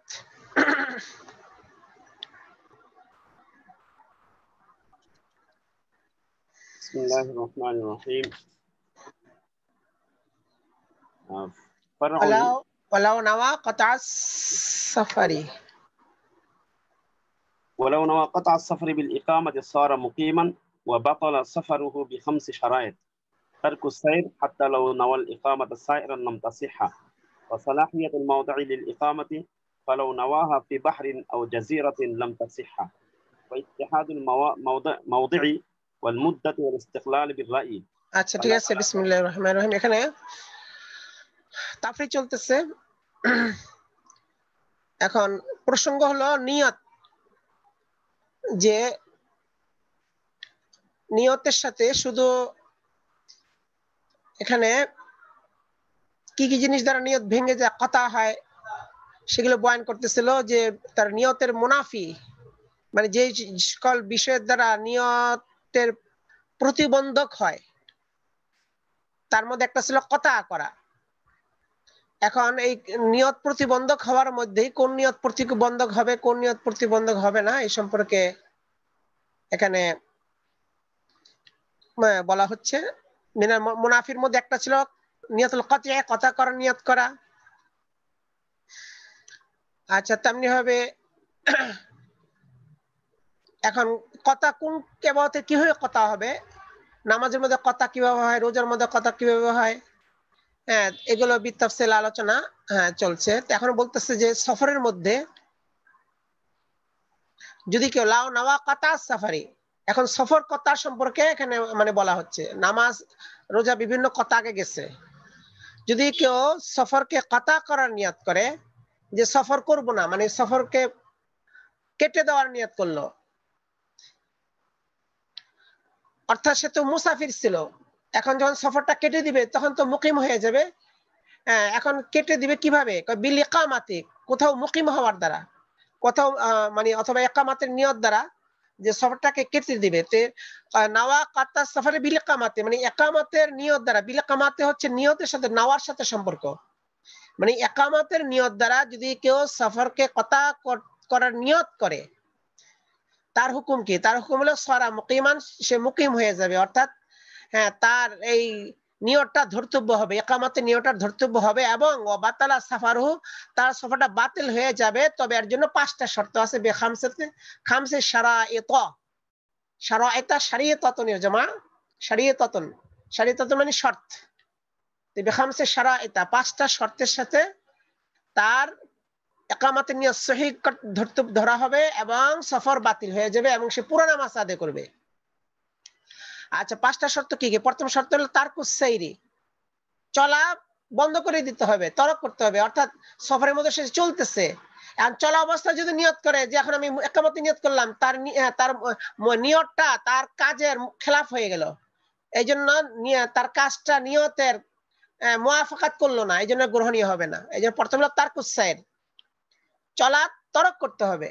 হাত্তা লাউ নাওয়াল ইকামাতা সাইরান, সুতরাং কেউ যদি ইকামাতের নিয়ত করে, কোথাও মুকিম হওয়ার নিয়ত করে, যে আমি এখানে অবস্থান মুকিম হলাম, সাইরান চলা অবস্থায়, নিয়তটা করছে কখন? চলা অবস্থায়, মানে এখন চলতেছে, ওই চলা অবস্থায় নিয়ত করলো, লাম তাসিহা, এই নিয়তটা সহিহ হবে না। কারণ এই সময় তার নিয়তটা তার কাজের মুআফাকাত করতেছে না। তো বলতেছে বলে ভিতরে একটা মুখে আরেকটা, মানে অন্তরে নিয়ত একরকম, কাজ হলো আরেক রকম, এই জন্য এটা নিয়তটা গ্রহণীয় হবে না। আচ্ছা, 2 নম্বর শর্ত সালাহিয়াতুল মাউজি' লিল ইকামাতি, ওই স্থানটা ইকামাতের উপযুক্ত হওয়া। যে স্থানে ইকামাতি নিয়ত করতে চাচ্ছে, সফর মনে করেন ঠিক আছে, সফরটা কি করলো? ভাঙা দিল, মানে এখন চলতেছে না, অবস্থান করলো, কিন্তু ওই জায়গাটা নিয়তের উপযুক্ত হতে হবে। কাজে এমন জায়গায় যদি নিয়ত করে যেটা নিয়তের উপযুক্ত না, তখন দেখা গেলো যে নিয়তটা সেখানে তো মানে স্থায়ী হবে না, নিয়তটা কারার পাবে না, এই জন্য বাতিল হয়ে যাবে। যেমন কাজী ফালাও নাওয়াহা, যদি কেউ ইকামাতের নিয়ত করে ফি বাহরিন, সমুদ্রের মধ্যে। এখন সমুদ্র কিন্তু ইকামাতের জায়গা না, কারণ সমুদ্র হলো কি যে এক জায়গাতে আরেক জায়গায় যাবে, আরেক জায়গাতে আরেক জায়গায় যাবে, ওখানে ইকামাতের মানে ওখানে ইকামাতের কোনো সার সরঞ্জাম নাই। ইকামাতের সার সরঞ্জাম কি? যে সেখানে মনে করেন তার যা যা দরকার, তার প্রয়োজনীয় সবকিছু বন্দোবস্ত সেখানে থাকবে, এরপরে সেখানে দীর্ঘদিন মানে অবস্থান করবে, এরকম। জাহাজের মধ্যে এরকম হয় না, জাহাজের মধ্যে একখান থেকে আরেকখানে যায়, এই যে 5 মিনিট এখানে, আবার 10 মিনিট পরে ওখানে, আবার 1 ঘন্টা পরে আরেক জায়গায়। এই কাজে জাহাজটা নিয়তের এটা ইকামাত নিয়তের উপযুক্ত না, এক জায়গায় থাকে, স্থির থাকে না, এই জন্য নিয়তের উপযুক্ত না। আর জাজিরাতেন, অথবা জাজিরা একটা মনে করেন দ্বীপ, দ্বীপে গেছে, দ্বীপ তো থাকার জায়গা না, কারণ কোনো সময় হঠাৎ করে মনে করেন সেখানে পানি চলে আসে, সব জায়গায় ভরে যায় এবং সেখানে কেউ মানে অবস্থান করতে পারে না। কাজে দ্বীপটা হলো এই জন্য অস্থায়ী জায়গা, কাজে সেখানে নিয়তের উপযুক্ত না। তবে যদি কখনো এমন হয় দ্বীপটা সন্দ্বীপের মতো হয়ে গেছে, অর্থাৎ এরকম, অর্থাৎ সেখানে আর কখনো পানি আসে না, মানুষের বসবাস, তাহলে ওখানে নিয়ত করা যাবে। অথবা সমুদ্রের মধ্যে যদি কেউ জাহাজের মধ্যে যদি ইকামতের সার সরঞ্জাম করে লয়, অর্থাৎ মনে করলো যে এই জাহাজটা এখানেই থাকবে 1 মাস, এবং 1 মাস থাকার জন্য যা যা দরকার মাল আসবাব সরঞ্জাম সব সেখানে আনা হয়, তাই বোঝা গেল যেহেতু তার ব্যবস্থাপনা আছে, কাজে তখন নিয়ত সহি হবে। অর্থাৎ ইকামতের ব্যবস্থাপনা থাকলে তখন নিয়ত সহি, ব্যবস্থাপনা ছাড়া খালি সমুদ্রের মধ্যে এটা মানে সলাহিয়াত নেই তার ইকামতের জন্য। 3 নম্বর শর্ত ইত্তিহাদুল মাউজি', স্থান এক হইতে হবে। স্থান এক মানে কি? স্থান একের অর্থ হলো যে আপনি যে ইকামত করবেন, তো ইকামতের জন্য একটা স্থান ঠিক করতে হবে যে আমি এই জায়গায় ইকামত করব। আর যদি বলেন যে আমি এখানে ইকামত করব, আবার আরেক জায়গায় ইকামত করব, তাহলে তো আপনি ইকামতের জায়গা দুটো হয়ে গেল। আপনি 15 দিন থাকার এক জায়গায় নিয়ত করতে হবে, 2 জায়গায় হয়ে গেলে তো 7 দিন 7 দিন, তাহলে তো 15 দিন একখানে থাকার নিয়ত হলো না। কারণ এখানে আপনি এর জন্য শর্ত হলো কমপক্ষে এক জায়গায় 15 দিন থাকার নিয়ত করতে হবে। যদি মনে করেন আমি কুমিল্লায় 7 দিন আর নোয়াখালীতে 8 দিন, 15 দিন ইকামত করব, তাহলে এটা ইকামত হবে না, কারণ ওখানে 2 জায়গা হয়ে গেছে, জায়গা এক হইতে হবে।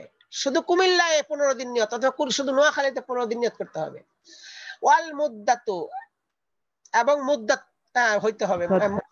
একটা বিষয় জানার ছিল ক্ষেত্রে যে ওই জি এক জায়গায় ইকামতের নিয়ত করতে হবে, এক্ষেত্রে সেই জায়গার পরিধিটা কতটুকু কি ধর্তব্য হবে?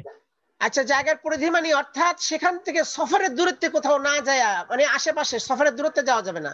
আশেপাশে যদি যায় মানে একখানি রইলো, কিন্তু আশেপাশে গেলেও যেমন মনে করেন এই মসজিদ, যেমন মনে করেন একটা জামাত গেল কুমিল্লায়, তবে কুমিল্লায় মনে করেন গেছে কোন জায়গায় মুরাদনগর, তবে মুরাদনগরে আজকে এই মসজিদে, কালকে ওই মসজিদে, পরশুদিন আরেক মসজিদে, ওই এলাকায় থাকতেছে, ওখান থেকে কোনো সফরের দূরত্বে যাচ্ছে না কোথাও, তখন ওইটা এক জায়গায় ধরা হবে। এদিক জি ওদিক গেলে, বাজার বাজারে গেলে সেটা আলাদা জায়গা ধরা হবে না।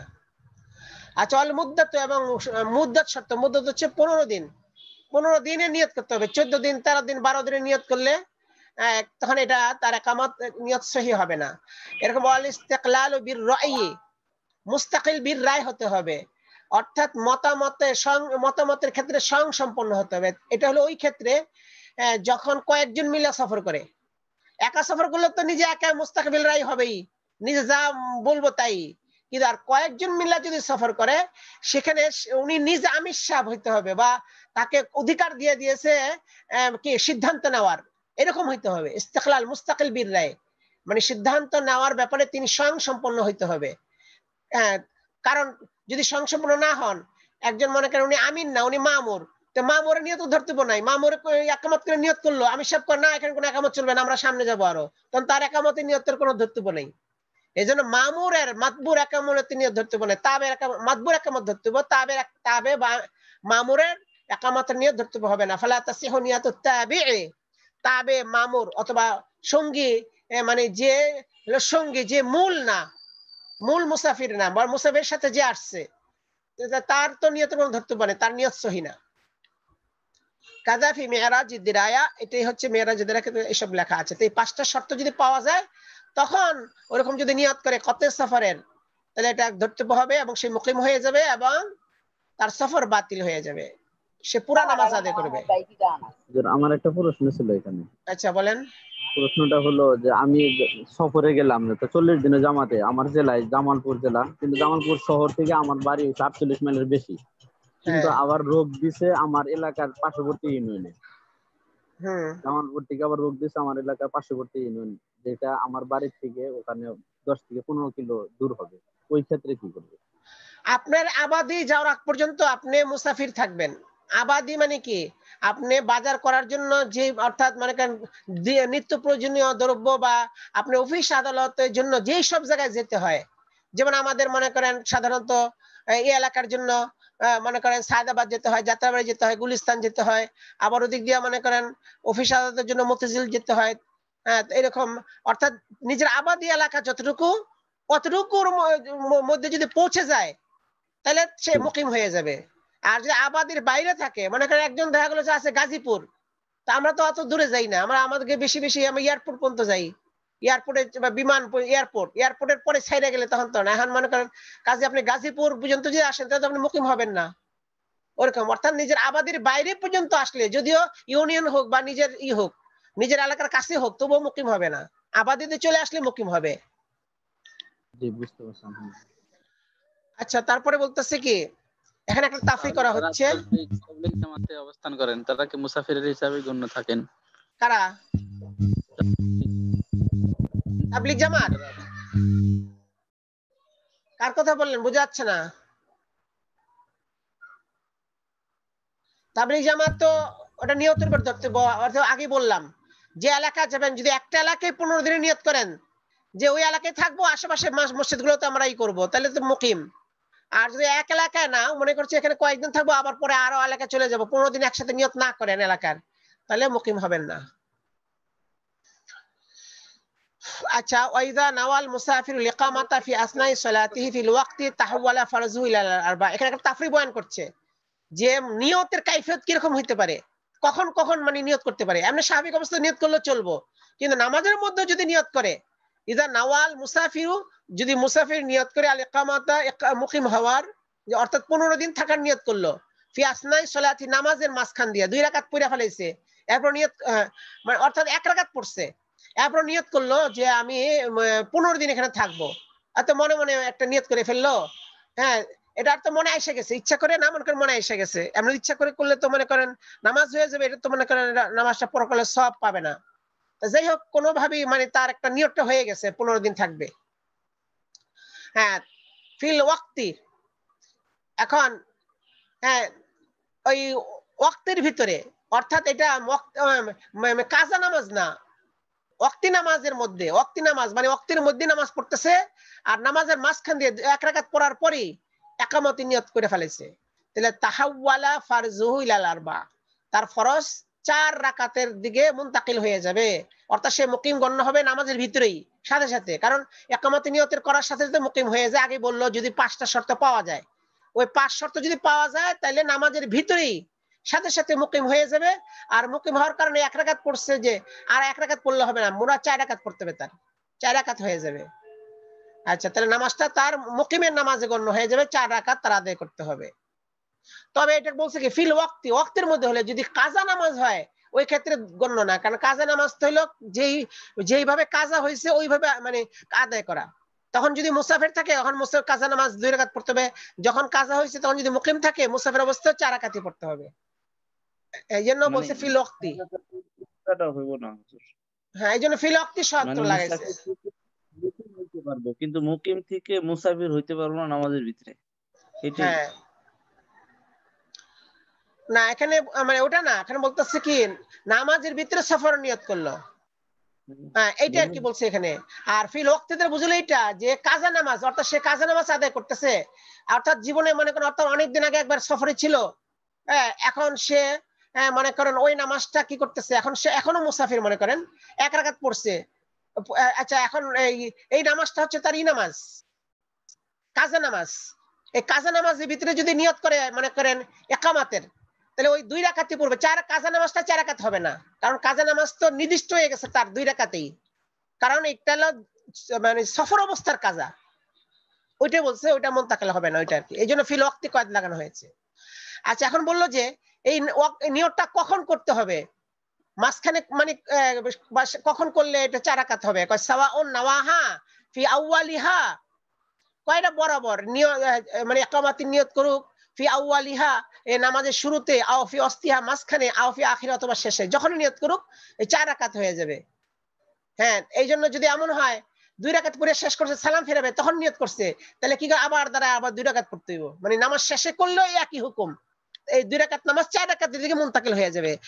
কাজেই সেই 2 রাকাতের শুরুতে করুক বা 2 রাকাতের মাঝখানে করুক বা 2 রাকাতের শেষে করুক, এটাই বোঝানোর উদ্দেশ্য। আখেরে মানে ওই 2 রাকাতের আখেরে, তাহলে 2 রাকাতটা 4 রাকাত হয়ে যাবে। এমনি ভাবে ওয়াসাউম কানা মুনফারিদান, তেমনি ভাবে বরাবর সে মুনফারিদ হোক মানে একা নামাজ পড়লে এই কথা, আও মুক্তাদিয়ান ইমামের পিছনে মুক্তাদি হয়ে নামাজ পড়লে একই কথা, আও মুদরিকান অথবা মুদরিক, মানে শুরু থেকে নামাজ মানে সে পাইছে মুদরিক, তার একই কথা, আও মাসবুকান অথবা মাসবুক কিছু নামাজ তার ছুটে গেছে, একই কথা। কিন্তু লাহেকের ক্ষেত্রে একটু ভিন্ন, আমার লাহেক, কিন্তু যে লাহেক মানে পরে যায় ইমামের সাথে, লাহেক মানে হলো যার ইমামের সাথে শরীক হয়েছিল, কিন্তু তার কিছু নামাজ মনে করেন বাদ পড়ে গেছে, মাঝখান দিয়ে উজু ছুটে গেছিল, আবার উজু করে এসে উজু করে আবার ইমামের সাথে মনে করেন শরীক হয়েছে, এখন লা ইয়াতিম্মু বিনিয়াতিহা বাদা ফারাগ ইমামিহি, এখন সে আস্তে আস্তে যদি ইমাম ফারেক হয়ে যায়, অর্থাৎ লাহেক সে তো ইমামের সাথে প্রথমে শুরু করেছিল, মাঝখান দিয়া তার উজু ভেঙে গেছিল, উজু করতে গেছিল, এখন আয়সা দেখা যায় ইমামের নামাজ শেষ, তাহলে লা ইয়াতিম্মু বিনিয়াতিহা, তাহলে সে একামতের নিয়তের দ্বারা পুরা নামাজ পড়বে না, কারণ তার জন্য 2 রাকাত নির্দিষ্ট হয়ে গেছে বাদা ফারাগ ইমামিহি, তার ইমামের ফারাগাতের পর, তার ইমামে যে ফারেক হওয়ার পরে সে যদি আসার নিয়ত করে একামাতের, তাহলে পুরা নামাজ পড়বে না, 2 রাকাতে পড়বে। কেন? কয় সে লাহেক, ইমাম সাহেব নামাজ পুরা করার কারণে তার জন্য 2 রাকাত নির্দিষ্ট হয়ে গেছে গা, এই জন্য মানে এটা মুতাইন হয়ে গেছে গা। হ্যাঁ, এই যে বলতেছে ইস্তিহকামে ফরজিহি, তার ফরজটা নির্দিষ্ট হয়ে যাওয়ার কারণে বেফারাগ ইমামিহি, তার ইমামের ফারেগের দ্বারা, ইমাম ফারেগের দ্বারা তার ফরজটা কি মুস্তাহাক্কা মানে মজবুত হয়ে গেছে, যে তার ফরজ হলো এটা 2 রাকাত। হ্যাঁ, এই জন্য এটা এই 2 রাকাতে পড়তে হবে, এখানে 4 রাকাত পড়া লাগবে না। তবে যদি এমন হয় ইমাম সাহেব ফারেগ হন নাই, ইমাম সাহেব ফারেগ হন নাই, ওই অবস্থায় যদি উনি 4 রাকাত নিয়ত করেন তাহলে 4 রাকাতই পড়তে হবে, 4 রাকাত পড়বেন, কারণ ওই সময় এই ইমাম যদি মুসাফির হন আর যদি দেখা যাচ্ছে ফারেক হন নাই, হ্যাঁ, ওই সময় উনি যদি লাহেক যদি নিয়ত করে ফেলেন, তাহলে ইমামের সালাম ফেরার পরে উনি আবার দাঁড়ায় আরো 2 রাকাত পড়বেন, পুরো নামাজ পড়তে হবে। অথবা ইমাম যদি মুকিম হন, তখন সর্বাবস্থায় লাহেকে 4 রাকাত পড়তে হবে। অর্থাৎ কখন ইমাম যদি মুকিম হন, তখন তার ফারেগের পরে নিয়ত করেন বা ফারেগের আগে নিয়ত করেন, সব অবস্থায় 4 রাকাত পড়তে হবে। মানে 3 অবস্থায় 4 রাকাত নামাজ পড়তে হবে লাহেকের জন্য। 3 অবস্থায়, এক অবস্থায় 4 মানে করেন, এক অবস্থায় 2 রাকাতই খাস। মোট এখানে 4টা সূরত। প্রথম সূরত হলো ইমাম মুসাফির, আর ইমাম সাহেব ফারেগের আগেই, ইমাম সাহেবের ফারেগের পরে উনি নিয়ত করছে, এক সূরত। এই সূরতের মধ্যে হুকুম হলো উনি 2 রাকাতই পড়বে, এটা নির্দিষ্ট। আচ্ছা, দ্বিতীয় সূরত ইমাম মুসাফির, কিন্তু উনি ইমামের ফারেগ হওয়ার আগে আবার শরীক হয়েছে নামাজ, নিয়ত করছে এটার 4 রাকাত ইকামাতের, তাহলে হুকুম হলো 4 রাকাত পড়বে। 3 নম্বর সূরত হলো ইমাম মুকিম, আর ইমামের ফারেগের আগে নিয়ত করছে, তবু 4 রাকাত। ইমাম মুকিম, ইমাম ফারেগের পরে নিয়ত করছে, তবু 4 রাকাত। মানে 3, বাকি সব সূরতে 4 রাকাত। শুধু ইমাম মুসাফির আর ফারেগের পরে নিয়ত করলে 2 রাকাত পড়বে। কাযা ফিল খুলাসা, খুলাসার মধ্যে এরকম কথা লেখা আছে, লাও নওয়া বিমালি তিজারাতি আল খিদমাতা, যদি কেউ মালে তিজারাতের দ্বারা খিদমতের নিয়ত করে। এখানে এটা আরেকটা জুজি মাসালা, হ্যাঁ, জুজি মাসালা। অর্থাৎ এখানে মানে গোলাম বান্দি ক্রয় করা হয়েছে, এখন যে ক্রয় করছে তখন নিয়ত ছিল কি? নিয়ত ছিল হচ্ছে মালে, নিয়ত ছিল মালে তেজারাত, মানে অর্থাৎ তেজারাতের মাল হিসেবে তারা কিনছে, অথবা এই মালটা তেজারাতের জন্যই ছিল। একটা গোলাম কিনা হয়েছিল আগে তেজারাতের জন্য, কিন্তু পরে নাওয়া বিমালি তেজারাতে, মালে তেজারাতের সাথে নিয়ত করে চাল খিদমতা, যে তার খিদমত নিবে। অর্থাৎ অর্থাৎ সেটাকে তার আসলি হাওয়াজ আসলিয়ার মধ্যে মানে দাখিল করে ফেললো। কানা লিল খিদমাতি বিনিয়তি, নিয়তের দ্বারা এটা খিদমতের জন্য হয়ে যাবে। হ্যাঁ, এটার কাজে খেদমতের জন্য হয়ে যাবে। হালনে হাল হওয়ার পরেও এর উপর যাকাত আসবে না। কেন? এটা হচ্ছে আগে গেছে তুরুকের মধ্যে দাখিল, এটা তুরুক, অর্থাৎ এটাকে খেদমতের জন্য নেওয়ার জন্য তার কিছু করা লাগতেছে না, মানে কোনো কিছু। অর্থাৎ কারণ খেদমতের জন্য একটা মানে গোলাম কিছু করতে হবে তা না, বা তার কিছু করতে হবে তা না, শুধু নিয়ত করলে খেদমতের হয়ে যায়। হ্যাঁ, কারণ খেদমত হওয়ার জন্য আলাদা বসা রাখলেও সে খেদমতের গোলাম। একটা গোলামকে কিনলো খেদমতের নিয়তে, তারা কোনো কাজ করাইলো না, বসা রাখলো, তবু এটা খেদমতের গোলাম, কারণ খেদমতের জন্য কিনছে। তো বোঝা গেল যে খেদমতের গোলাম হওয়ার জন্য কিছু করা লাগে না, এটা হলো তুরুকের অন্তর্ভুক্ত। এই জন্য তার নিয়ত ধর্তব্য হবে, নিয়তের সাথে সাথে খেদমতের হয়ে যাবে। কিন্তু এর উল্টা হইলে আবার হবে না, ওয়ালাউ কানা আলা আকসিহি, যদি সূরতটা তার উল্টা হয়, হ্যাঁ, লাম ইউয়াসির, তাহলে মুয়াসসির হবে না, এই ক্ষেত্রে সেটা প্রযোজ্য হবে না। কোনটা? উল্টা কি? অর্থাৎ সে গোলামটা ছিল খেদমতের, হ্যাঁ, খেদমতের নিয়তে কিনছিল, পরে নিয়ত করলো যে আমি এটা ব্যবসা করব, হ্যাঁ, এই গোলামটা বিক্রি করব। তো শুধু ব্যবসার নিয়ত করার দ্বারাই গোলামটা ব্যবসার মাল হবে না এবং যাকাত আসবে না, শুধু নিয়ত দ্বারা। কারণ এখানে কাজে লাগাইতে হবে, কাজে লাগাইলে হবে তখন।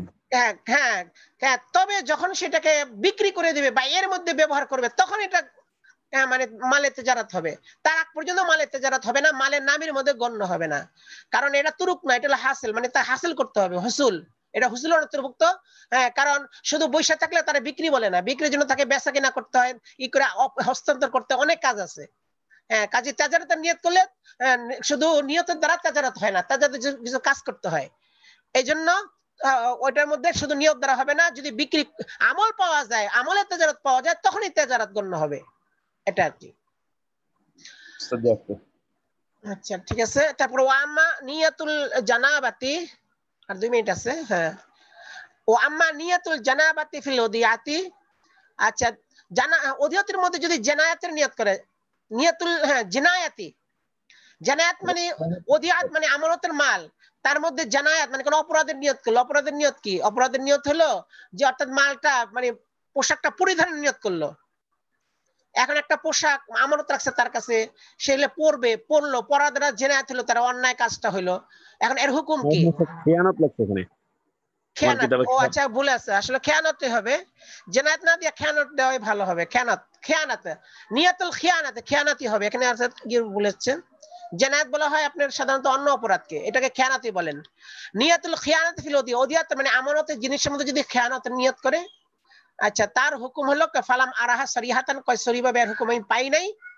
লাকিন ফিল ফাতওয়া জহিরা মিন জানাতুল ইহরাম, জহিরা ফতোয়ার মধ্যে জানাতুল ইহরাম এর বাবের মধ্যে এতটুকু রয়েছে, আন্নাল মুদা ইজা তাআদ্দা, মুদা মানে যার কাছে আমানত রাখা হয়েছে, তিনি যদি তাআদ্দি করেন, কোন হদ তাজাবুজি করেন, সীমা লঙ্ঘন করেন, মানে কাপড়টা উনি পরিধান করলেন, রাখছে আমানত, উনি পরে ফেললেন, সুম্মা আযালাত তাআদ্দিয়া, এরপরে সে তাআদ্দি মানে সীমা লঙ্ঘনটা উনি কি করলেন, জায়েল করে দিলেন, দূর করে দিলেন। এর মানে কি, দিনে উনি দিনের বেলা কাপড় পরছিলেন, রাত্রে বেলা খুলে ফেললেন, খুলে ফেলার দ্বারা সীমা লঙ্ঘন কি হলো, জায়েল হয়ে গেল। হ্যাঁ, ওয়ামিন নিয়াতিহি, কিন্তু আর নিয়ত হলো কি ইয়াউদা ইলাইহি, কালকে আবার পরবেন, ওটার দিকে উনি প্রত্যাবর্তন করবেন, মানে আগামীকাল আবার পরবেন এই কাপড়টা, তার নিয়ত এটা। তা লা ইয়াজুলু তাআদ্দি, তার সীমা লঙ্ঘনটা জায়েল হবে না, বাকি থাকবে। কেন? নিয়তটা মূল এখানে মূল সাক মিলে গেছে, আর সে জায়েল যে করছে আগামীকাল পরার কারণে এই মানে জাহেরান কাপড়টা খুলে দেওয়ার দ্বারা জায়েল দ্বারা জায়েল হবে না। এই জন্য যদি রাত্রিবেলা চুরি হয়ে যায় কাপড়, ওই নিয়তের কারণে যে আগামীকাল পরবো, ওই নিয়তের কারণে তার এই মালের তার জরিমানা দিতে হবে তার। আচ্ছা, এ পর্যন্ত আজকে। সুবহানাকাল্লাহুম্মা ওয়া বিহামদিকা, আসসালামু আলাইকুম ওয়া রাহমাতুল্লাহ। ওয়ালাইকুম আসসালাম ওয়া রাহমাতুল্লাহ। ওয়ালাইকুম আসসালাম ওয়া রাহমাতুল্লাহ। আসসালামু আলাইকুম ওয়া রাহমাতুল্লাহি ওয়া বারাকাতুহু। আসসালাম। আলহামদুলিল্লাহ, সবাই ভালো আছেন না? আলহামদুলিল্লাহ। আসসালামু আলাইকুম। ওয়ালাইকুম আসসালাম। হুসাইন আহমদ ভাই আছেন না? জি সুস্থ হুজুর, হয়েছেন? আছি আলহামদুলিল্লাহ। আচ্ছা, আব্দুস সাত্তার ভাই ক্লাসে আছেন? আলী আকবর ভাই? জি আছে। আচ্ছা, মাওলানা ইয়াহিয়া মাদানী ক্লাসে আছেন? জি হুজুর, আছি লাব্বাইক। জি আলহামদুলিল্লাহ, শুকরিয়া। মাওলানা উমর ফারুক? জি স্যার, আছে। মাওলানা মিজানুর রহমান হাটহাজারী?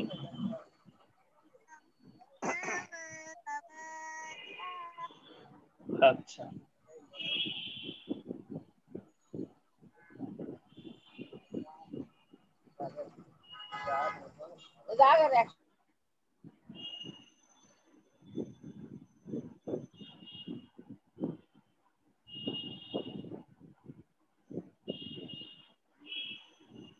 আচ্ছা ঠিক আছে।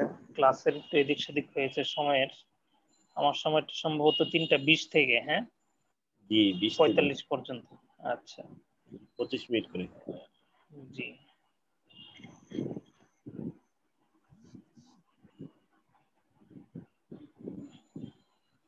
আচ্ছা, আপনারা কি গত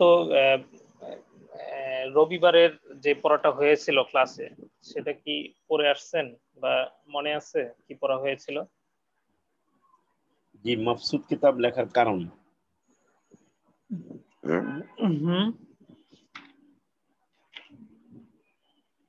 মাকসুদ কিতাব লেখার কারণ কিছু।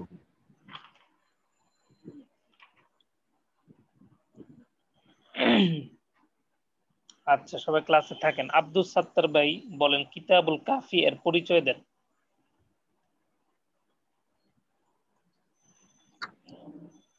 কিতাবুল কাফি কে লিখেছেন? কিতাবুল কাফির মাঝে কয় কিতাবকে জমা করা হয়েছে, কোন কোন কিতাবকে, একটু পরিচয় দেন।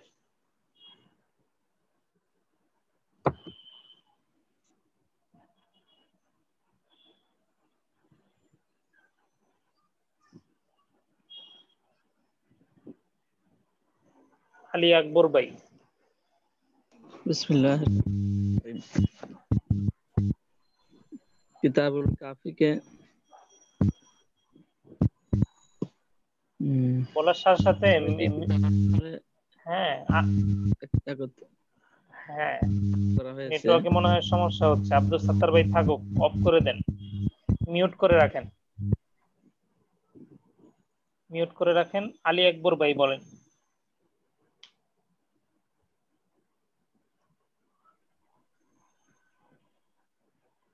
দেখে দেখে বলবেন না, না দেখে বলেন।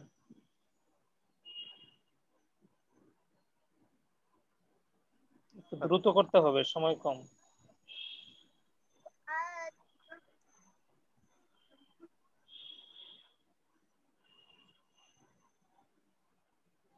রেজাউল করিম ভাই বলতে পারবেন?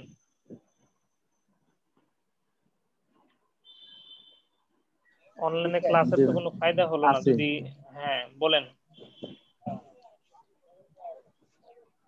কিতাবুল কাফির পরিচয় দেন।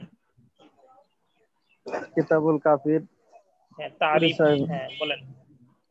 উসুলের 6 কিতাবকে শামিল করা হয়েছে। কে করেছেন?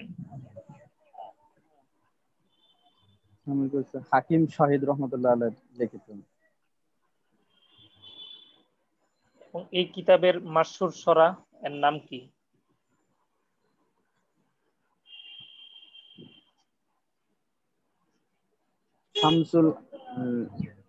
শামসুল আইম্মা সারাকসি রহমতুল্লাহ আলাইহি মজবুত হিসাবে। আচ্ছা পরিষ্কার করে বলতে হবে। ওমর ফারুক ভাই ক্লাসে আছেন? জি উস্তাদ আছি। আচ্ছা আপনি একটু এই যে কিতাবুল কাফির এটার যে সূরা লিখেছেন শামসুল আইম্মা সারাকসি, সেই সূরার নাম কি দিয়েছেন? মাবসুত সারাকসি। জি, তো মাবসুত সারাকসি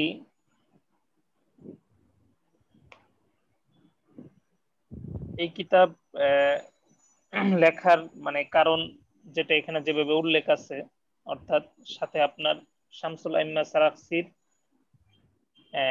নাম, পুরো নাম, তার সম্পর্কে এবং তার এই কিতাব কখন কিভাবে লিখছেন বলেন।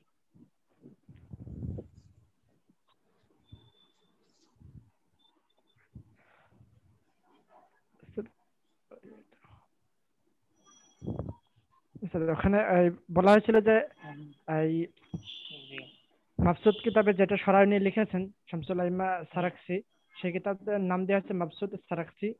আর তার পুরা নাম বলা হয়েছিল যে মোহাম্মদ ইবনে মোহাম্মদ, তো ওখানে বলা হয়েছিল মোহাম্মদ ইবনে আহমদ ইবনে আবি সাহাল আস-সারাকসি।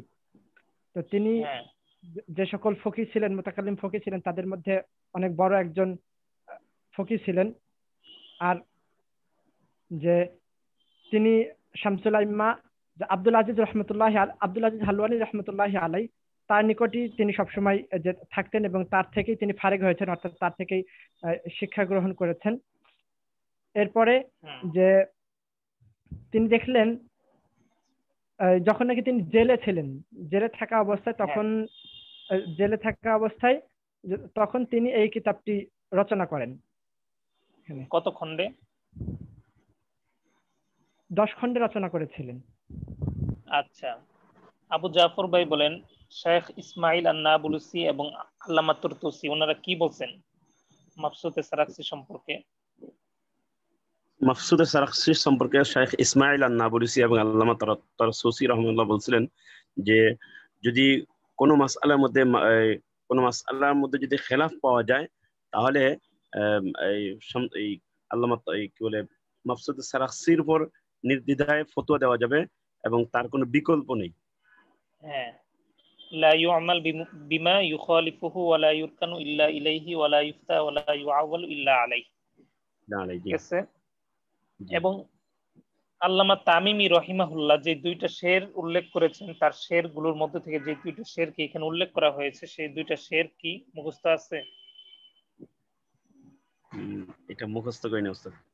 আচ্ছা, মাওলানা মিজানুর রহমান ভাই বলতে পারবেন? না। আচ্ছা, হ্যাঁ, হুসাইন আহমদ ভাইয়ের কি পিছনেরটা মোতালা হয়েছিল যেটা ছুটে গেছে? আচ্ছা,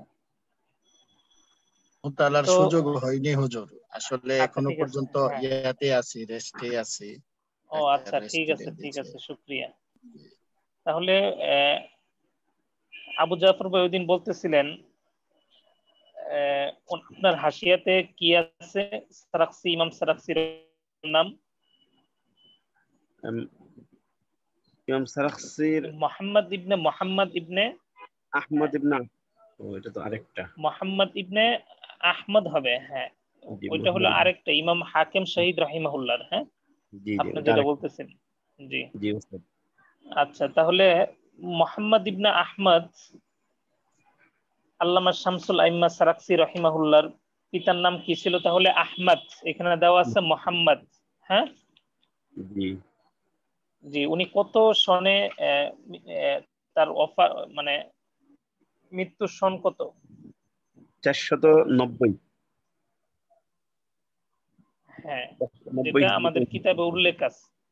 জি হ্যাঁ, তবে কেউ কেউ 483 হিজরির কথা বলছেন জি এবং 500 হিজরির কথাও বিভিন্ন জায়গায় পাওয়া যায়। আচ্ছা, আমরা মনে রাখার জন্য 490 যেটা আমাদের কিতাবে আল্লামা শামী রাহিমাহুল্লাহ উল্লেখ করেছেন সেটাই আমরা দেখি।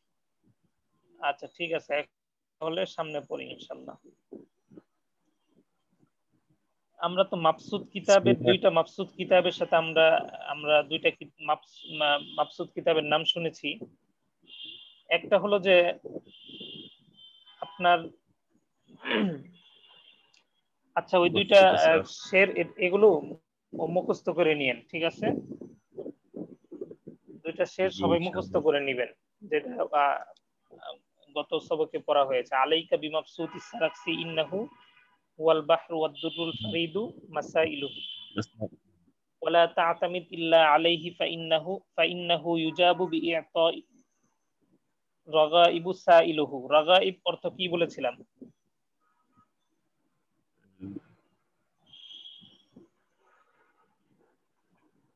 মনে নাই? এটা মনে নেই। রাগীবাতুন এর জমা রাগায়েব। আল আমরুল মারগুব অর্থ কি? অর্থাৎ যে জিনিসের দিকে মানুষ কি হ্যাঁ আগ্রহী, হ্যাঁ আকৃষ্ট হয়। আচ্ছা জি, তো বলতেছিলাম একটা তো হলো মাবসুত, যেটা ইমাম মুহাম্মদ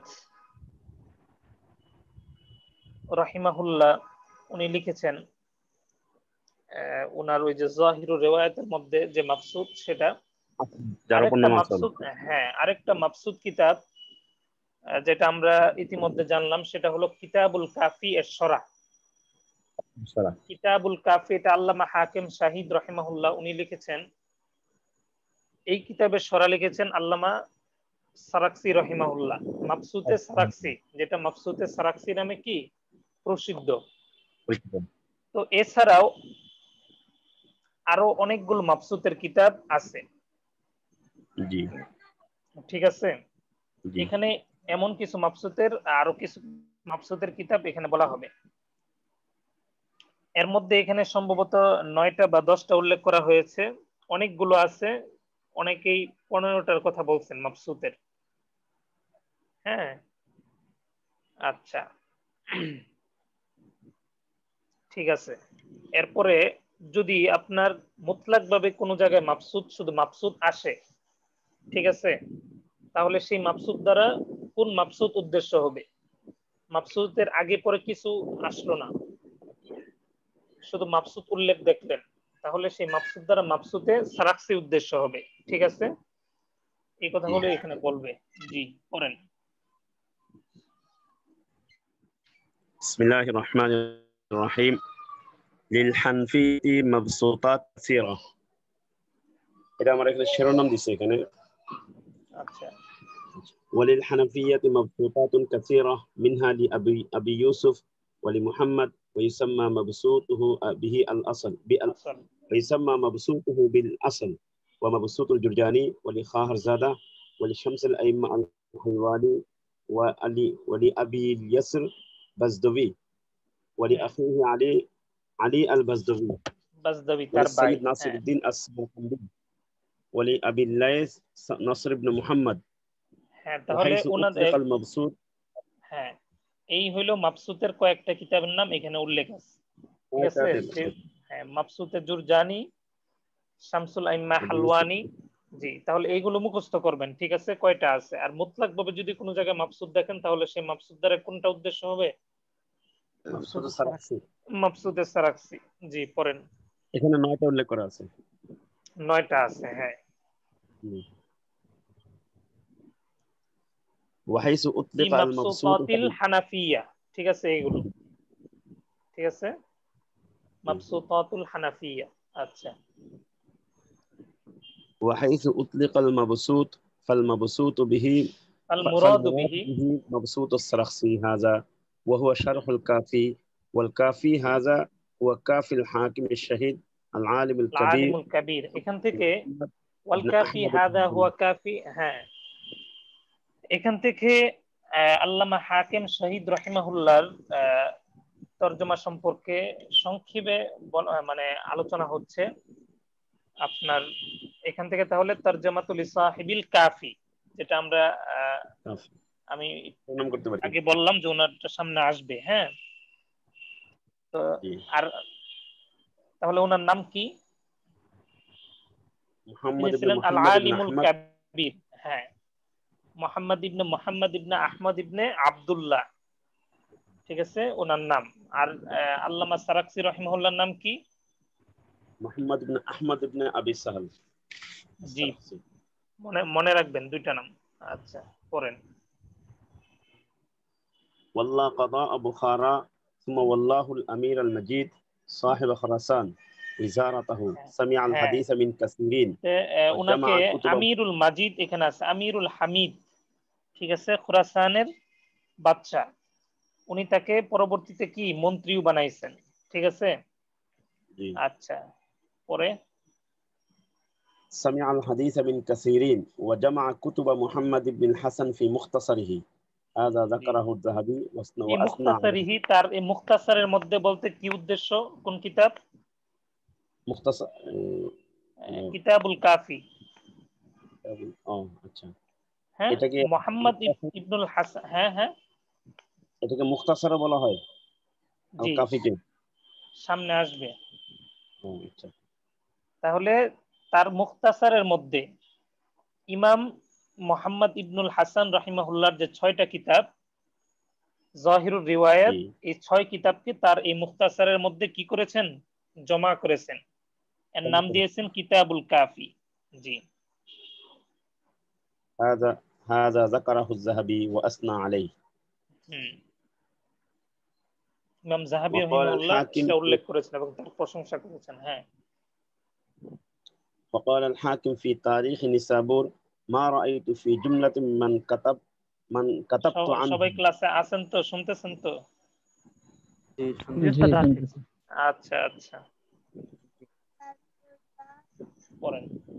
ما رأيت في جملة من كتبت عنهم من أصحاب أبي حنيفة হ্যাঁ أحفظ للحديث وأهدى برسوله وأفهم له منه قتل ساجدا في ربيع الآخر سنة 34 و300। জি এখানে দেওয়া আছে কি রবিউল আউয়াল না? আপনার কিতাবে কি আছে? হ্যাঁ রবিউল আখির, এটাই কি সহি হবে? হ্যাঁ এটাই সহি। ক্বাল আল হাকিম, হাকিম বলতে এখানে কোন হাকিম শাহিদ রহিমাহুল্লাহ উদ্দেশ্য? হ্যাঁ না মনে হয়। হ্যাঁ এই হাকিম দ্বারা কে? হাকিম আবু আব্দুল্লাহ, নাম শুনছেন না আগে? নাম হাকিম আবু আব্দুল্লাহ, হ্যাঁ নিশাবুরি, নিসাবুরি, হ্যাঁ হ্যাঁ জি নিশাবুরি, নিশাপুরি। তা হাকিম আবু আব্দুল্লাহ নিশাপুরি নাম শুনছেন না? ওই হাকিম উদ্দেশ্য এখানে। ক্বাল আল হাকিম তিনি বলছেন। এর আগে আমরা যে আবু হাকিম হাকিম শাহিদ রহিমাহুল্লাহর করতেছি, উনি উদ্দেশ্য না এটা। ক্বাল আল হাকিম তিনি তার সম্পর্কে বলতেছেন। হ্যাঁ বুঝা যাচ্ছে?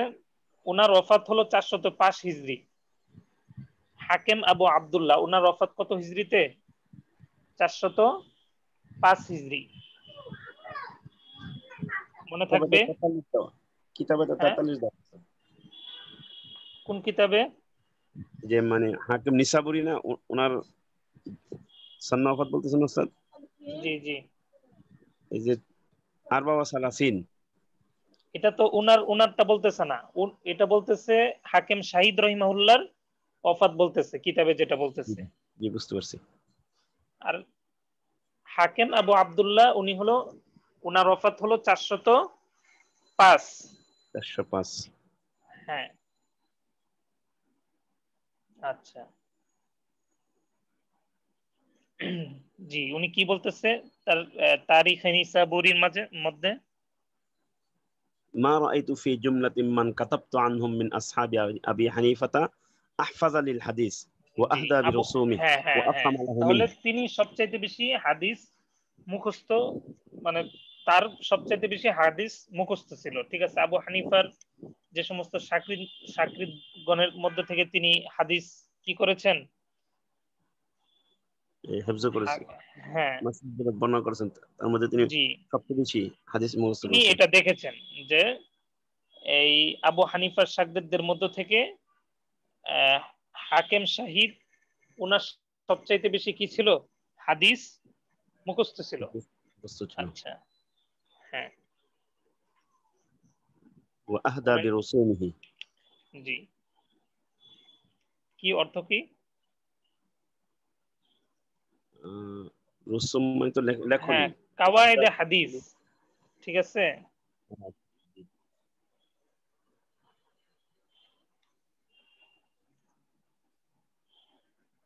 কথা শুনতেছেন? জি না, বুঝতে পারিনি মাঝখানে। কাওয়ায়েদে হাদিস সম্পর্কে উনি সবচাইতে বেশি জানতেন। ঠিক আছে, জি বুঝতে পারছি। হ্যাঁ, এরপরে وأفهم له منه। হ্যাঁ, তারপরে কুতিলা সাজিদান সাজিদান في ربيع الآخر سنة 34 و300। জি, কত সনে ইন্তেকাল করেছেন? ওনাকে হত্যা করা হয়েছে 34 হিজরি সনে। হ্যাঁ, 334। তাহলে 334 হিজরিতে ওনাকে কতল করা হয়েছে সেজদারত অবস্থায়, ঠিক না? জি। আচ্ছা, তাহলে এটা হলো আপনার হাকিম শাহিদ রহিমাহুল্লাহর সন্নে ওয়াফাত। ঠিক আছে, আচ্ছা, এরপরে পড়েন। বুঝে আসছে না? আমরা পড়া তো সহজ। ঠিক আছে, একটু দ্রুত পড়লে মনে হয় ভালো হবে, কারণ এখানে বুঝার কিছু না। আপনারা এখানে মুখস্থ করবেন কি আমি বলে দিচ্ছি। এখানে মাবসুদ কিতাবের কে কে মাবসুদ কিতাব লিখেছে এবং তাদের কিতাবের নাম মাবসুদ দিয়েছে হানাফিদের মধ্য থেকে। হ্যাঁ, এর মধ্যে এখানে 9টা কিতাবের নাম আছে। 9টা কিতাব নাম মুখস্থ করবেন।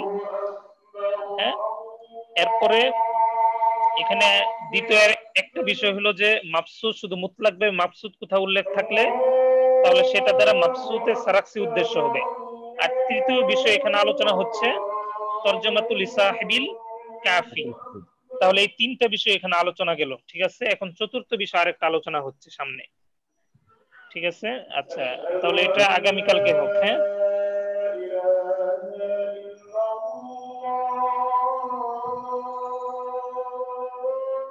জি, বুঝতে পারছেন আমার কথা? কয়টা বিষয় আলোচনা হয়েছে আজকের সবকে? হ্যাঁ, আলোচনা করা হয়েছে। 3টা বিষয় বেশি খেয়াল। হ্যাঁ, 3টা বিষয় আলোচনা হয়েছে। কি কি বিষয় বলেন, একজন বলেন। হানাফি মাযহাবের মধ্যে মাকসুদ কারা কারা লিখেছেন? মাকসুদ কয়জনে লিখছে? 15 জন। উল্লেখ করা হয় তরজমা উল্লেখ করা হয়েছে। তরজমাতুল লিসাহিবিল কাফি। এই 3টা বিষয় এখানে আলোচনা হয়েছে। 3টা বিষয় মুখস্থ করবেন এবং চতুর্থ আরেকটা বিষয় আসতেছে ইনশাআল্লাহ আগামীকাল। ঠিক আছে, আসসালামু আলাইকুম ওয়া রাহমাতুল্লাহি ওয়া বারাকাতুহু। আসসালামু আলাইকুম।